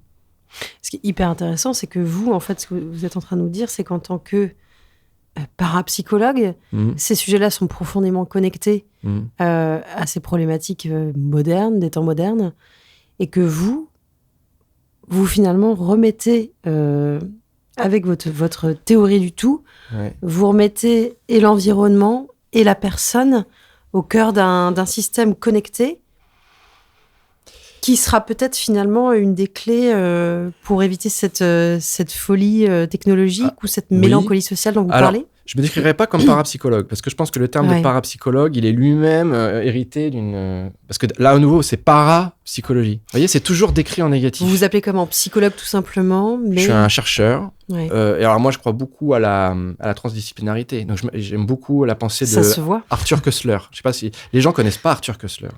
Ils ont oublié qui était Arthur Koestler, qui était un journaliste absolument génial. Et d'ailleurs, j'ai pu faire ma thèse à Édimbourg grâce à lui, parce que quand il est décédé, il a fait un leg à l'université d'Édimbourg pour créer une unité de recherche sur ces sujets-là. Et il faut lire Les racines du hasard, par exemple, de Koestler, Le zéro et l'infini, c'est des livres magnifiques. Et lui-même, il défend cette transdisciplinarité. Et donc, je suis un peu dans la même approche. C'est-à-dire que moi, je suis psychologue clinicien. J'ai au départ une petite formation aussi en philosophie, mais j'ai aussi une formation un peu en approche expérimentale. Et je crois que dans un monde où tout est un peu sclérosé, c'est très important d'essayer, c'est pas facile, de jouer avec les différents référentiels. Donc je me méfie un peu des étiquettes, et en particulier celle-là, qui est tellement galvaudée que faut faire attention. Pour autant, donc après, moi je suis un chercheur qui travaille à différentes interfaces de différentes disciplines, mais je suis quand même psychologue clinicien, c'est quand même mon étiquette principale. Je suis un psychologue clinicien qui travaille dans le champ des expériences exceptionnelles. Voilà. Et donc, pour répondre à la question, votre question me fait penser à la question des météorites. Quand, au départ, on pense que les météorites n'ont aucune existence, que c'est n'importe quoi. Bon. Ensuite, on se rend compte qu'elles existent vraiment, donc on essaye aussi de développer une théorie scientifique de ces météorites. Et qu'est-ce que ça change ? Ça change la cosmogonie en Occident. Puisque du coup, notre représentation du monde est complètement bouleversée. Je pense que c'est exactement la même chose avec les météorites psychiques que représentent les expériences exceptionnelles. Je pense qu'un jour, si ces phénomènes existent, à un moment donné, la culture va devoir les intégrer. C'est une sorte de retour de refoulé. Donc à un moment donné, ça revient, ça va bien finir par être intégré. Et je crois que le jour où ça va être réintégré, ça va produire des bouleversements et des transformations anthropologiques majeures. Mais je ne suis pas sûr que le bouleversement vienne de là. C'est parce que pour les météorites, c'est peut-être parce que aussi le monde était en train de changer qu'on a pu penser les météorites autrement. Et donc peut-être qu'il faut attendre que le monde change pour que ces phénomènes puissent être intégrés. C'était l'hypothèse d'Eisenbud. Donc Eisenbud, pareil, personne ne connaît Eisenbud actuellement. C'était un psychiatre universitaire américain, un psychanalyste qui a travaillé sur ces phénomènes pendant très longtemps, qui repérait déjà leur caractère élusif et qui a travaillé donc avec Ted Serios, qui était un cas hors du commun sur lequel je me suis appuyé dans Codex Anomalia, donc on pourra parler. J'allais dire, reparlez-nous un peu de Ted Serios. Alors, quand j'ai rédigé Codex Anomalia, je voulais proposer une sorte de théorie de ces interactions psy. J'aurais pu m'appuyer sur 50 cas, parce qu'il y a 50 cas, voilà, mais ça aurait complètement dilué mon propos. Et donc, ce que j'ai essayé de faire, c'est de trouver un cas qui me paraissait hyper solide. En gros, quel est le cas le plus solide de la recherche psychique depuis 120 ans ? Et ma réponse, c'est Ted Serios. Qui était Ted Serios ? Alors, Ted Serios, c'est un monsieur qui travaillait dans un hôtel comme groom dans les années 60. Bon, je vous passe les détails. On pourrait en faire un film. D'ailleurs, Chris Carter, qui a fait la série X-Files, je sais, il veut en faire un film ou une série, parce qu'il y a un potentiel... c'est fictionnel, scénaristique assez incroyable. Et c'est vraiment la réalité qui dépasse la fiction, Ted Serios. Et donc, dans les années 60, il découvre par hasard qu'il serait capable de produire une extériorisation de ses pensées sur des polaroïdes. Donc, il pense à une image, par exemple, et puis il prend un polaroïde, il se prend en photo, voilà, et au lieu de voir son visage, il voit un bâtiment. Sa pensée. Alors, c'est pas exactement ça. C'est plus complexe parce que les phénomènes sont élusifs. Donc, c'est pas, il dit, je veux voir un éléphant et puis il voit un éléphant. Il a une certaine intentionnalité et il y a des formes qui apparaissent et en particulier des bâtiments. Ok. Eisenbud apprend l'existence de Ted Serios, il n'y croit pas du tout au début. Il pense que c'est un prestidigitateur déguisé, il est très sceptique. Et puis, il commence à faire des expériences. Et donc, ils vont faire pendant 3 années, donc au début des années 60, des expériences comme ça, absolument incroyables. Et donc, ce qui est génial, c'est qu'on a les photographies qui existent encore. Et donc, autant vous ne pouvez pas objectiver l'émergence des phénomènes, vous voyez, des phénomènes psy, par contre, vous pouvez objectiver leurs traces. C'est très important sur le plan théorique. Et donc, j'ai repris le cas de Ted Serios pour essayer de dire, si ce cas est vrai, je pense qu'il est authentique, pour une raison simple, c'est qu'il y a une 30aine d'images qui ont été produites à distance de l'appareil. Et donc, en particulier, à un moment donné, avec des physiciens, j'ai même récupéré le compte-rendu, parce qu'il y a les archives qui existent aux États-Unis. Ça a été filmé ? Ouais. Non, ça n'a pas été filmé, mais il y a un compte-rendu très détaillé de la... Alors si, il a été filmé pour certaines expériences, et d'ailleurs, il produisait sur la caméra des images. Ok. Vous pouvez trouver ça sur Internet. Donc ça, pareil, comment on explique un truc pareil. Alors, il y a eu plein d'hypothèses, des sceptiques qui ont dit que c'était son gizmo, parce qu'il avait un petit tube comme ça qu'il faisait avec les restes d'un Polaroid. Il mettait ça sur l'objectif. Et donc, les gens disent, il mettait ça sur l'objectif et puis il cachait un petit objet, etc., à l'intérieur pour faire croire qu'il y avait une image qui apparaissait. Bon, c'est des choses assez techniques, mais faisables, reproductibles, effectivement. Sauf que ça marche pas du tout dans certaines expériences. Et il y a une expérience comme ça avec des physiciens. Il y a Eisenbud, il y a Serios. Ils mettent Serios dans une cage de Faraday. Donc, c'est une cage qui est isolée au niveau électromagnétique. Et il est à l'intérieur de la cage. Et l'appareil Polaroid est à l'extérieur de la cage. Et Ted Serios n'a pas pu toucher l'appareil. Il n'a pas été autorisé à toucher l'appareil, et ni les Polaroids. Donc, tout est sécurisé. Et on lui demande, à ce moment-là, de produire des images. Et il arrive à produire des images alors qu'il est à l'intérieur de la cage de Faraday et les chercheurs sont à l'extérieur. Comment on explique un truc pareil ? C'est impossible. Voilà, pour moi, par exemple, vous pouvez faire des méta-analyses très compliquées avec des données expérimentales comme dans le Ganzfeld. Je trouve que c'est beaucoup plus percutant de prendre des cas, d'avoir une photo Polaroid qui est comme ça produite. D'ailleurs, c'est intéressant parce qu'il y a un des physiciens qui n'y croyait pas du tout à tout ça, qui est présent et qui prend peur et qui part. Et qui est en état de panique totale. D'accord. Parce que pour lui, mais c'est ce que John Mack, un psychiatre d'Harvard, appelait le choc ontologique. En particulier, quand vous ne croyez pas à ces phénomènes et que vous y êtes confronté de manière directe, c'est extrêmement perturbant. Moi, mes premiers cas de poltergeist, je connaissais la littérature. Quand vous entendez les bruits, ça ne fait pas pareil. Et bien là, ce physicien, pendant 1 heure, il est en état de panique totale. Et donc, il va falloir beaucoup de temps pour qu'il accepte de revenir, de continuer les expériences, etc. Et donc la question, c'est si Ted Serios est possible, qu'est-ce qu'il faut au niveau scientifique, représentation du monde, il faut changer.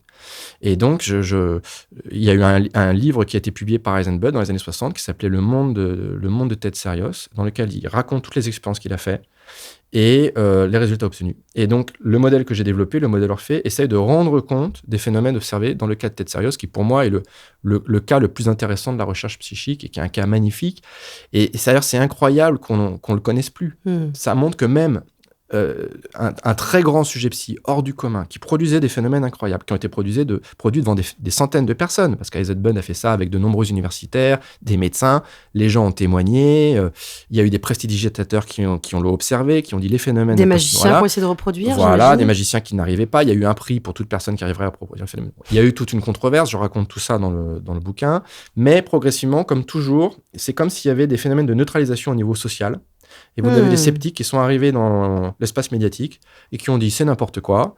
Il produit ça avec son petit gizmo, c'est un prestidigitateur, etc. Et puis on n'en parle plus. Et puis il y a eu une controverse aux États-Unis, ça a duré quelques années. Puis après tout le monde a oublié le cas de Ted Serios. Et c'est toujours comme ça. Les grands cas de sujets psy, ils émergent.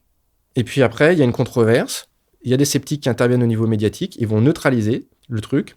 Et puis après, ça passe, et puis ça évolue souvent de cette manière-là. Donc, j'ai repris ce cas-là, parce que je le trouvais extrêmement intéressant, et puis surtout parce qu'il est documenté. Et donc, vous avez les photographies. Et dans les photographies, vous voyez les phénomènes d'élusivité dont je parlais. C'est-à-dire que c'est jamais exactement la cible, ou la cible, elle est transformée. À un moment donné, par exemple, il photographie du ranch d'Eisenbud. Parce qu'Eisenbud avait un ranch, et il produit une image du ranch. Et ce qui est intéressant, c'est que le ranch, c'est pas exactement le ranch dans la réalité. C'est-à-dire déjà, c'est pris en hauteur, et donc c'est comme dans les sorties hors du corps, il y a plein d'images. C'est très étrange parce que c'est pris en hauteur. Et donc, au niveau technique, pour reproduire un truc pareil... surtout à l'époque. À l'époque, parce que il n'y a pas Photoshop. Donc, il n'y avait pas de drone. Il n'y avait pas de drone, etc. Donc, c'est-à-dire qu'il fallait qu'à chaque fois, ils prennent un hélicoptère ou un ballon, qu'il arrive à prendre le truc en hauteur. Et puis, en plus, on voit, c'est génial, parce qu'on a les images de comment était le ranch, et l'image, elle est modifiée. C'est-à-dire qu'il y a des éléments qui sont sur l'image du ranch tel qu'elle est produite par Ted Saros qui ne correspondent pas au ranch ou qui correspondent au ranch des années avant. Et toutes les images comme ça, il y a des petites modifications. Et donc, au niveau technique, à l'époque, pour modifier les Polaroids comme ça... C'est pas possible. Là, il faudrait voir des spécialistes. Mais en fait, il fallait qu'il ait toute une équipe avec lui. C'est-à-dire une équipe de gens qui allaient mettre des ballons, prendre ça en hauteur, qui allaient modifier les images. Des fois, il produisait 70 images sur une séance, alors qu'il était fouillé. Donc, en plus, il était quand même extrêmement doué. Il y a des gens qui ont dit, en fait, soit c'est vrai, soit c'était le plus grand prestidigitateur de tous les temps. Parce qu'il a fait des centaines de sessions, il n'a jamais été pris à tricher. Et il a fait que ça, entre guillemets, que de la photographie.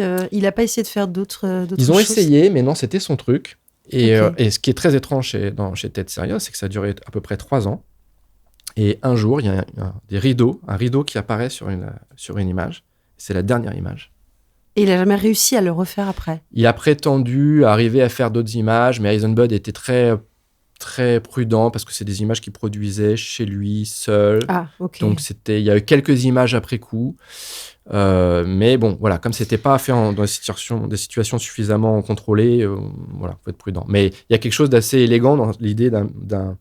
Ouais. C'est comme si le spectacle était terminé, quoi. Ouais. C'est comme si son inconscient, voilà, il y avait une intentionnalité de son inconscient qui disait le spectacle est fini. Et comme par hasard, ça s'est arrêté quand les phénomènes ont commencé à être médiatisés, vraiment. Et donc, ça rejoint ce dont je parlais tout à l'heure. Et C'est c'est ce que plus j'allais on dire. documente les phénomènes, Ouais. plus il y a de monde qui est au courant des phénomènes, plus les phénomènes diminuent et puis finissent par disparaître. Et du coup, pour ces sujets psy, c'est terrible. Parce qu'on leur dit, continuez à les produire, les phénomènes. Après, les sceptiques arrivent et disent, produisez-les, montrez-nous les phénomènes. Vous êtes plus c'est bien pratique, ça marche plus. Et puis, du coup, les gens sont attaqués. Lui-même a été attaqué. Bon, il avait des problèmes avant. Il était déjà alcoolique. Il avait une vie un peu particulière. Mais mettez-vous à la place de gens comme ça. Si c'est vraiment authentique ce qu'ils racontent, c'est très, très dur d'être attaqué constamment de cette manière-là. C'est pour ça qu'il y a plein de gens qui cachent. C'est ce que j'allais vous dire. Bien sûr, ils préfèrent cacher ces compétences-là. Et c'est d'ailleurs une hypothèse que l'on a, c'est qu'il y a un certain nombre de sujets psy qui, en fait, ne savent pas qu'ils sont des sujets psy. Par exemple, ils ont des intuitions très précises, mais... Ça reste là. Ça reste, voilà, ou alors ils utilisent ça dans leur travail. Et on pense par exemple qu'il y a un certain nombre de chefs d'entreprise extrêmement brillants qui sont des visionnaires. La question c'est pourquoi c'est des visionnaires ? Pourquoi ils anticipent ? Pourquoi à un moment donné vous avez par exemple des grands financiers qui 2 mois avant ils vendent tout ? Ouais.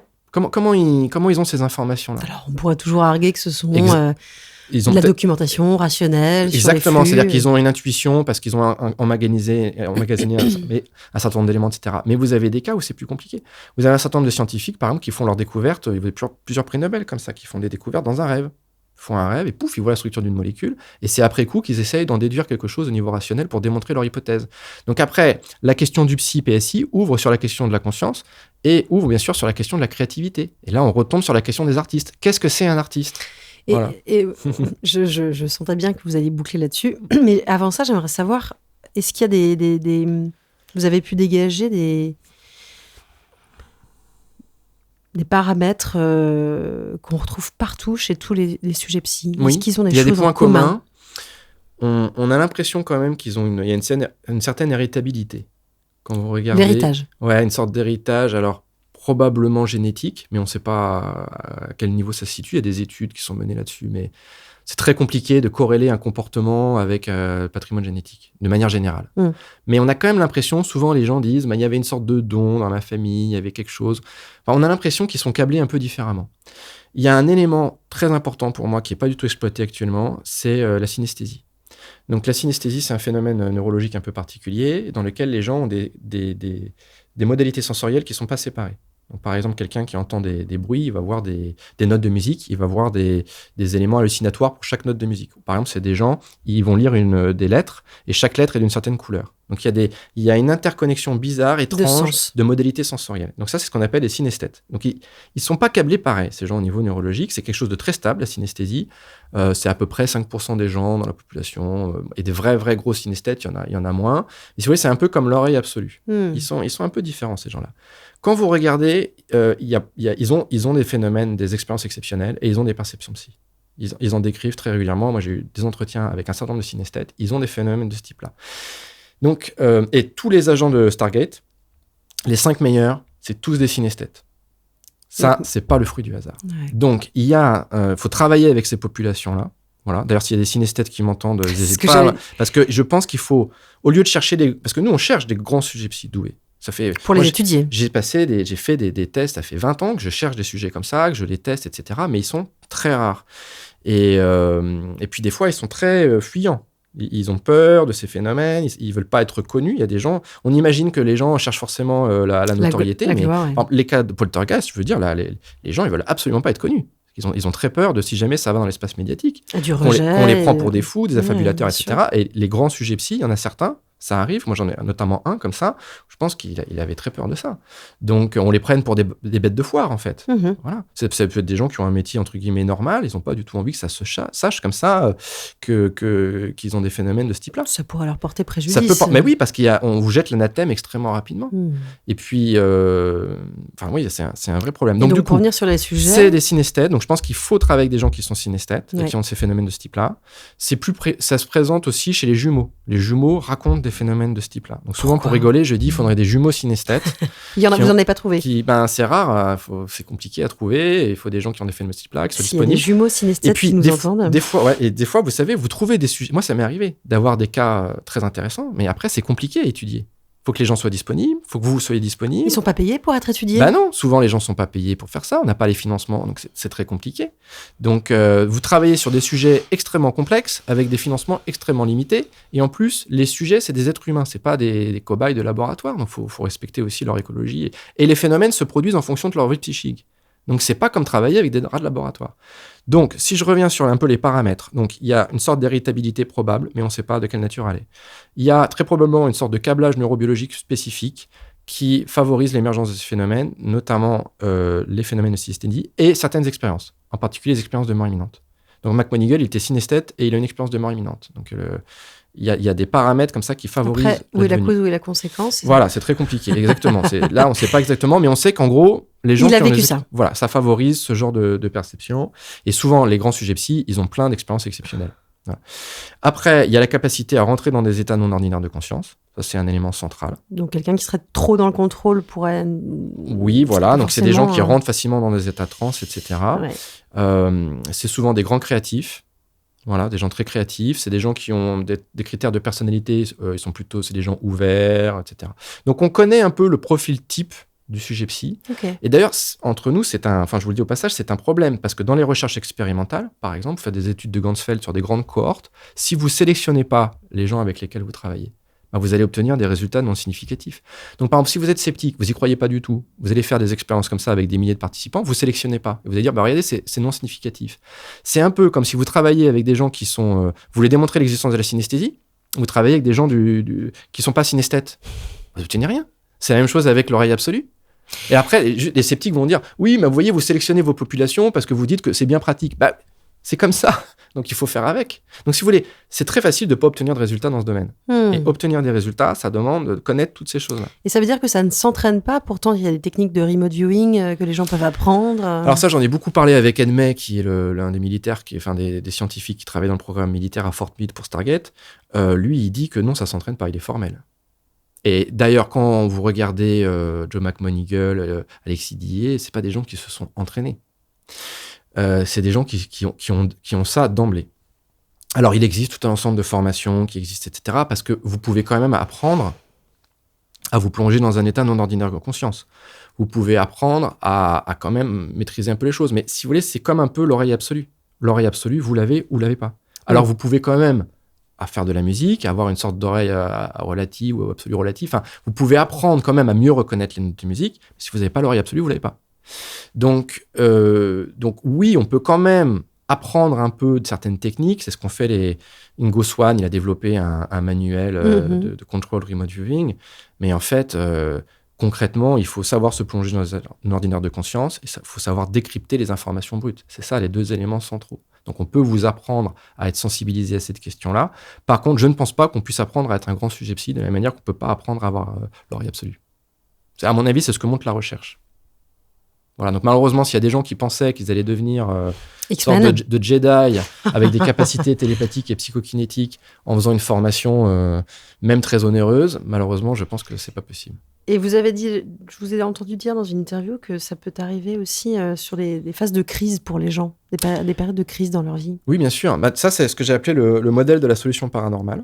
Donc, c'est-à-dire que, avec mes collègues, on a écouté des centaines de personnes qui vivent des expériences exceptionnelles. Là, on est à peu près à 1500 suivis, pour vous donner un ordre d'idée. Quand même. Donc, on fait pas des suivis avec toutes les personnes, mais là, les cas qu'on a à peu près analysés dans le détail, enfin, des personnes qu'on a rencontrées, qu'on a essayé de comprendre, etc., c'est à peu près 1500 personnes.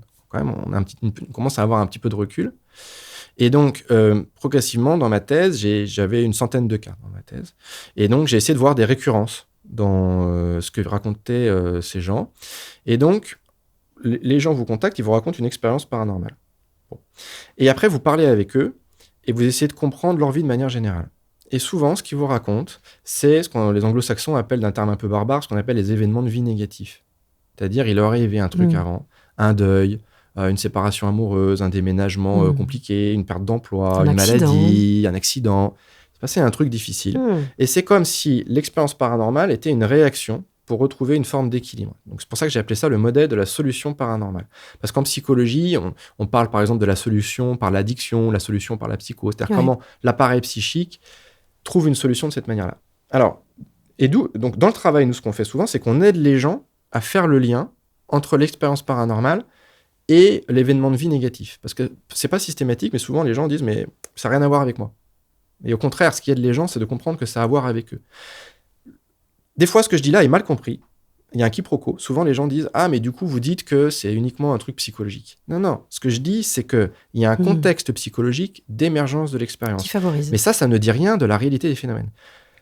Après, alors du coup, quand j'étais à Édimbourg, j'ai essayé de démontrer mon hypothèse, parce que j'avais plein de cas comme ça, et donc j'ai pu montrer avec des statistiques que pour des centaines de personnes, vous leur faites passer des questionnaires, et que les gens qui avaient vécu des événements de vie négatifs dans l'année qui venait de s'écouler avaient plus d'expériences paranormales.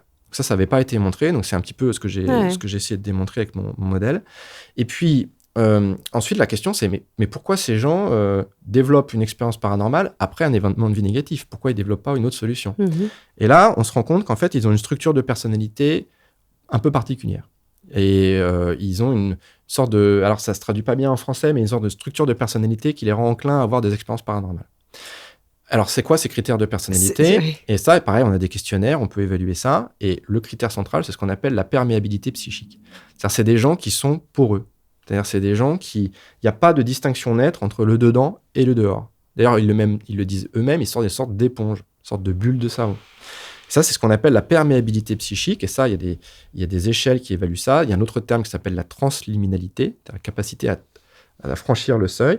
Et donc, on peut évaluer ça avec des questionnaires. On peut vous dire, est-ce que vous êtes très poreux ou pas poreux du tout ? Voilà.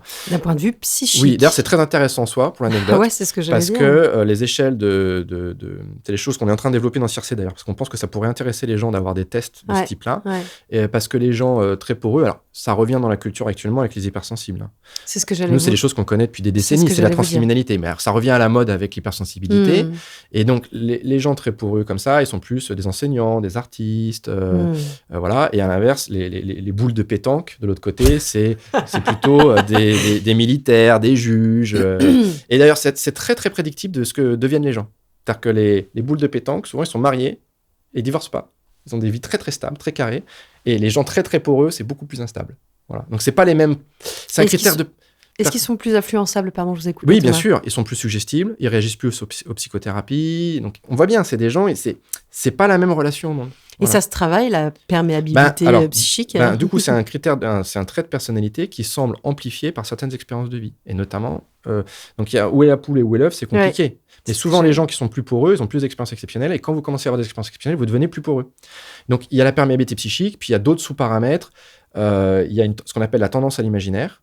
C'est des gens qui ont une sorte d'imaginaire comme ça. Et un truc un peu plus surprenant, c'est que souvent, ils ont une plus grande tendance au contrôle interpersonnel. C'est-à-dire que c'est des gens qui, en fait, ont tendance à quand même contrôler un peu leur environnement. Alors, on pourrait se dire, mais c'est un peu paradoxal avec cet aspect très perméable, etc.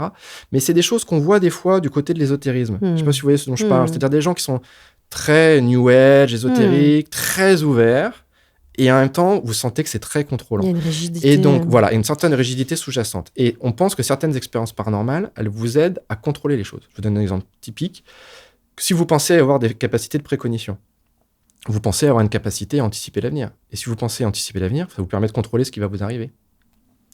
Alors voilà, donc il y a plein de critères comme ça. Il y a aussi la dissociation, l'hypnotisabilité. Bon, ça, il y a des centaines d'études, c'est bien démontré scientifiquement. Okay. Alors la question qui suit, c'est mais pourquoi ces gens, ils ont cette structure de personnalité? Donc après, c'est un peu comme le saumon. Moi, j'ai remonté le courant pour essayer de comprendre pourquoi les gens sont comme ça.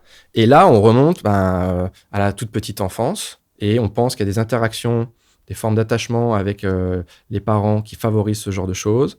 On sait aussi que des traumatismes dans l'enfance favorisent ce genre de choses. Donc, il y a une sensibilité qui est là d'emblée. Et puis, il y a des gens qui sont dans des familles où le paranormal est finalement complètement accepté. Et du coup, une sorte de prédisposition de ce type-là. D'accord. Donc, ce modèle de la solution paranormale, il y a souvent l'idée qu'il y a une sorte de traumatisme premier qui donne lieu à cette perméabilité et qui fait retour suite à une expérience exceptionnelle.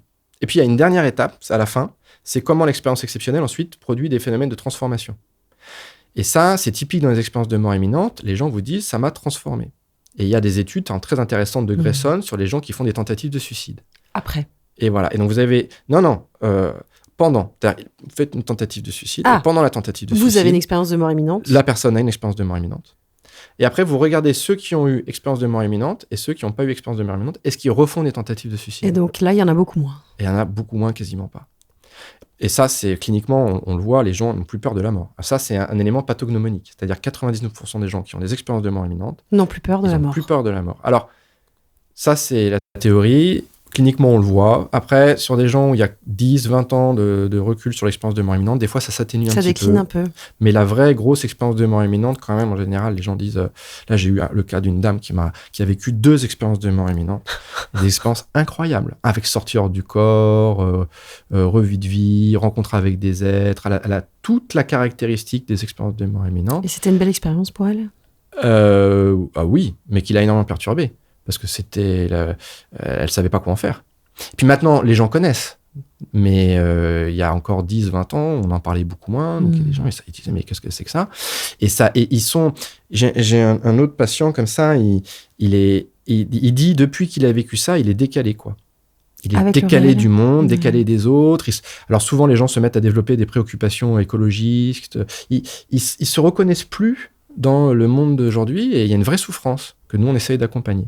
Donc, il y a une transformation de la personnalité à la faveur de l'expérience de mort imminente ou l'expérience exceptionnelle. Il y a 2 métaphores que je prends pour essayer de faire comprendre ça. La première, c'est la métaphore du roseau et du chêne. C'est-à-dire qu'à un moment donné, la personne est confrontée à une expérience de crise, par exemple un accident très grave dans l'expérience de mort imminente.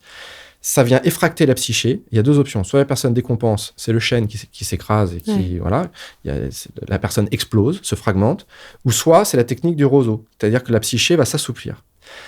Très probablement qu'il y a une sorte de chimie neurocérébrale de cet assouplissement. On pense qu'il y a certaines substances, notamment la DMT, qui pourraient être produites de manière endogène, qui seraient produites peut-être dans les expériences de mort imminente. Donc, c'est des choses très compliquées à étudier. Mais en gros, il y aurait des paramètres neurobiologiques qui favoriseraient cette perméabilité psychique. Et donc, c'est une sorte de bouton reset. C'est comme si votre cerveau, votre psyché... renaissait. À un moment donné... Ouais, souvent, il y a ce fantasme de la renaissance, d'ailleurs, avec les expériences de mort imminente. Et j'ai un de mes doctorants qui travaille sur les méthodes de respiration et avec ses vécus de renaissance, qui sont très fréquents dans ces choses-là. Et en fait, c'est comme si le cerveau disait, OK, là, ça devient vraiment très compliqué. Il y a un bouton reset, quoi. Et ce bouton reset permet de réorganiser la psyché. Et d'ailleurs, c'est pour ça que dans mes travaux, pendant très longtemps, avec des collègues, on a étudié ces expériences dans l'après-coup. Et maintenant, ce qu'on essaye de faire, c'est de développer des dispositifs pour produire ces expériences de manière quand même contrôlée. Sans tuer les gens. Sans tuer les gens. Puis c'est comme les psychédéliques, il faut quand même faire attention. On ne peut pas faire ça n'importe comment. Il y a des questions éthiques. Ce que je veux dire, est-ce que c'est éthique de faire croire à quelqu'un qui va mourir? Vous savez, il y a des films qui ont été faits là-dessus, avec des étudiants en médecine qui imaginent comme ça vivre cette expérience. Donc, il ne faut pas en arriver là. Mais on peut peut-être avoir des choses un peu plus souples qui permettent de faire vivre des états non ordinaires de conscience qui pourraient avoir des effets psychothérapiques. Pour pouvoir l'observer. Alors, d'une part, pour pouvoir l'observer. Donc, donc j'ai travaillé notamment avec un artiste qui s'appelle Abraham Poincheval, avec lequel on fait des choses amusantes, et notamment une performance. Alors, il y avait toute une équipe de médecins, de chercheurs, où on l'a enfermé pendant 7 jours dans une sculpture faite à ses proportions, à la galerie Perrotin à Paris. Et donc, c'est la première fois que quelqu'un a été enfermé dans une sculpture pendant 7 jours comme ça, sans bouger. Il ne pouvait pas bouger, il était assis. Il avait de l'eau quand même? Il avait de l'eau et il pouvait s'alimenter. Et pour rajouter, on a travaillé avec une fondation qui s'appelle la Fondation Hartung Bergman. Hartung qui était un artiste, peintre. Et donc, pendant 7 jours, il devait regarder une peinture de Hartung. Et voilà. Et donc, on l'enregistrait quand il était dans la sculpture. Et donc, il a vécu plein d'expériences exceptionnelles. Et il a vécu une expérience de sortir du corps, notamment. Et il a vécu une interaction psy qui est extrêmement intéressante. Un jour, quand vous restez assis comme ça pendant 7 jours, imaginez déjà dans un avion, quand vous restez 12 heures dans un avion, c'est pas agréable. Imaginez, vous faites ça pendant 7 jours. Non. Et plus, c'est pas un siège d'avion. Vous pouvez voir la vidéo sur Internet, vous allez voir, c'est impressionnant. Il a l'habitude de faire ça. Il s'était enfermé déjà dans un ours avant, dans une sculpture d'un ours, etc. C'est un performeur, quoi. C'est un performeur. Mais du coup, nous, ça nous intéresse de travailler avec des artistes pour vivre des expériences comme ça. Et à un moment donné, il va mal. Il a un problème au niveau de la jambe. Et il a même une question de le sortir de la sculpture parce que ça pourrait être du fait de l'immobilisation, un problème de circulation sanguine. Et donc, il est un peu dans un état de détresse. Et d'après ce que raconte sa compagne et puis un autre de ses proches, ils ont senti à ce moment-là qu'il y avait un problème avec lui. Donc, tout ça pour dire que maintenant, ce que j'essaie de faire dans mes travaux, c'est travailler notamment avec des artistes pour essayer de reproduire des dispositifs d'induction de ces expériences. Là, je travaille avec une autre artiste en ce moment pour essayer de reproduire des dispositifs qui produisent des expériences de mort imminente. Donc, on essaye d'avoir des pièces comme ça, avec très lumineuses, etc. Elle l'a déjà fait, mais là, on essaye de s'appuyer de manière plus précise sur les récits pour faire vivre à des gens le même genre d'expérience, pour voir si ça a des fonctions thérapeutiques. C'est génial, Thomas. On est passionné, je pense, par tout ce que vous nous racontez. Et malheureusement, il nous reste très peu de temps parce que vous avez un train à prendre. Ouais. Donc, je vais vous poser mes 3 dernières questions et vous avez 5 minutes pour y répondre. Ok, très bien. Quels sont les 3 ouvrages que vous recommanderiez pour mieux comprendre ces sujets ? De manière historique, un ouvrage difficile mais vraiment passionnant, c'est Bertrand Meust, Somnambulisme et médiumnité. Les ouvrages de Dean Radin, alors il date un petit peu maintenant, mais La conscience invisible, mais dans laquelle il résume tous les travaux scientifiques sur les études en parapsychologie expérimentale. Voilà. Après, il y en aurait tellement. Moi, j'aime bien Les racines du hasard de Koestler, qui est quand même un très beau livre. Pour des gens qui s'intéressent à Ted Sarios, il faut lire Le monde de Ted Sarios, mais qui n'a pas été traduit en français. On a 4, hein. Ça fait 4 déjà. Enfin, alors, pour vraiment les gens intéressés, et après, il y a beaucoup de livres en anglais, malheureusement. Il y a peu de choses en français. Il y a les livres de Renaud Évrard, il y a mes livres, il y a les livres de Mario Varvoglis aussi. Mais, l'ouvrage La rationalité de l'irrationnel, mais c'est un livre des années 90. Il n'y en a pas tant que ça, malheureusement, en français. Donc, il faut lire un peu de l'anglais. C'est bien pour ça qu'il y a des entretiens en français. C'est très important parce que les gens n'imaginent pas tout ça. Non. Ça communique très peu là-dessus dans la sphère francophone. Et dans Clinique des expériences exceptionnelles, à la fin, je fais justement une liste des ouvrages avec même un ordre dans lesquels il faudrait les lire. Okay. Je dis ça si jamais vous avez des étudiants en psychologie, en médecine, en philosophie, en anthropologie qui seraient intéressés par ces sujets-là. Souvent, ils disent « mais qu'est-ce qu'il faut lire ?» Et donc, il y a toute une liste chronologique un petit peu pour se faire une culture dans le domaine. Voilà. C'est parfait. Quel message aimeriez-vous faire passer à quelqu'un qui a déjà expérimenté ces phénomènes mais ne sait pas quoi en faire ? Eh bien, qu'il faut pas avoir peur de ces phénomènes-là, de ces expériences. Il faut avoir une approche ouverte, que d'autres gens vivent ces expériences-là. Ça ne veut pas dire pour autant qu'ils sont le messie et qu'ils sont exceptionnels et qu'ils sont incroyables. Parce que des fois, il y a ce qu'on appelle un syndrome du messie. Il y a une inflation narcissique, donc il faut résister à ça. Et si un sentiment de supériorité. Voilà. Et si je dois donner un message, c'est qu'il faut comprendre la fonction de l'expérience. Qu'est-ce que l'expérience vient dire ? Pourquoi elle est là ? Pourquoi elle est là ? Quel est le sens de cette expérience ? Et ce sont des expériences très intimes, en fait. Et donc, il faut respecter l'expérience et ce qu'elle vient dire sans être trop fasciné par l'expérience. Ou à l'inverse, sans la rejeter. Parce qu'il y a des gens, c'est ça, ils vont la mettre dans un coin, ils vont rien en faire parce qu'ils disent c'est incompréhensible. Et une question, Thomas, que je ne vous ai pas posée et que vous auriez aimé que je vous pose, et vous avez 2 minutes. Vous avez posé des bonnes questions. J'ai pas fait grand-chose, hein. Non, je peux dire plutôt ce que j'imagine pour la suite. Ce qu'il faudrait faire. Exactement. Je pense qu'il faudrait mieux intégrer socialement ces expériences. Je pense qu'il faudrait vraiment se développer plus de moyens. Le problème qu'on a dans le domaine, c'est qu'on manque de moyens pour développer des travaux. Donc en fait, c'est des sujets... Envoyez vos dons. Voilà, envoyez vos dons à telle adresse. Non, mais il nous faudrait des gens qui soient prêts à financer la recherche sur ce domaine pour qu'on fasse vraiment les choses sérieusement.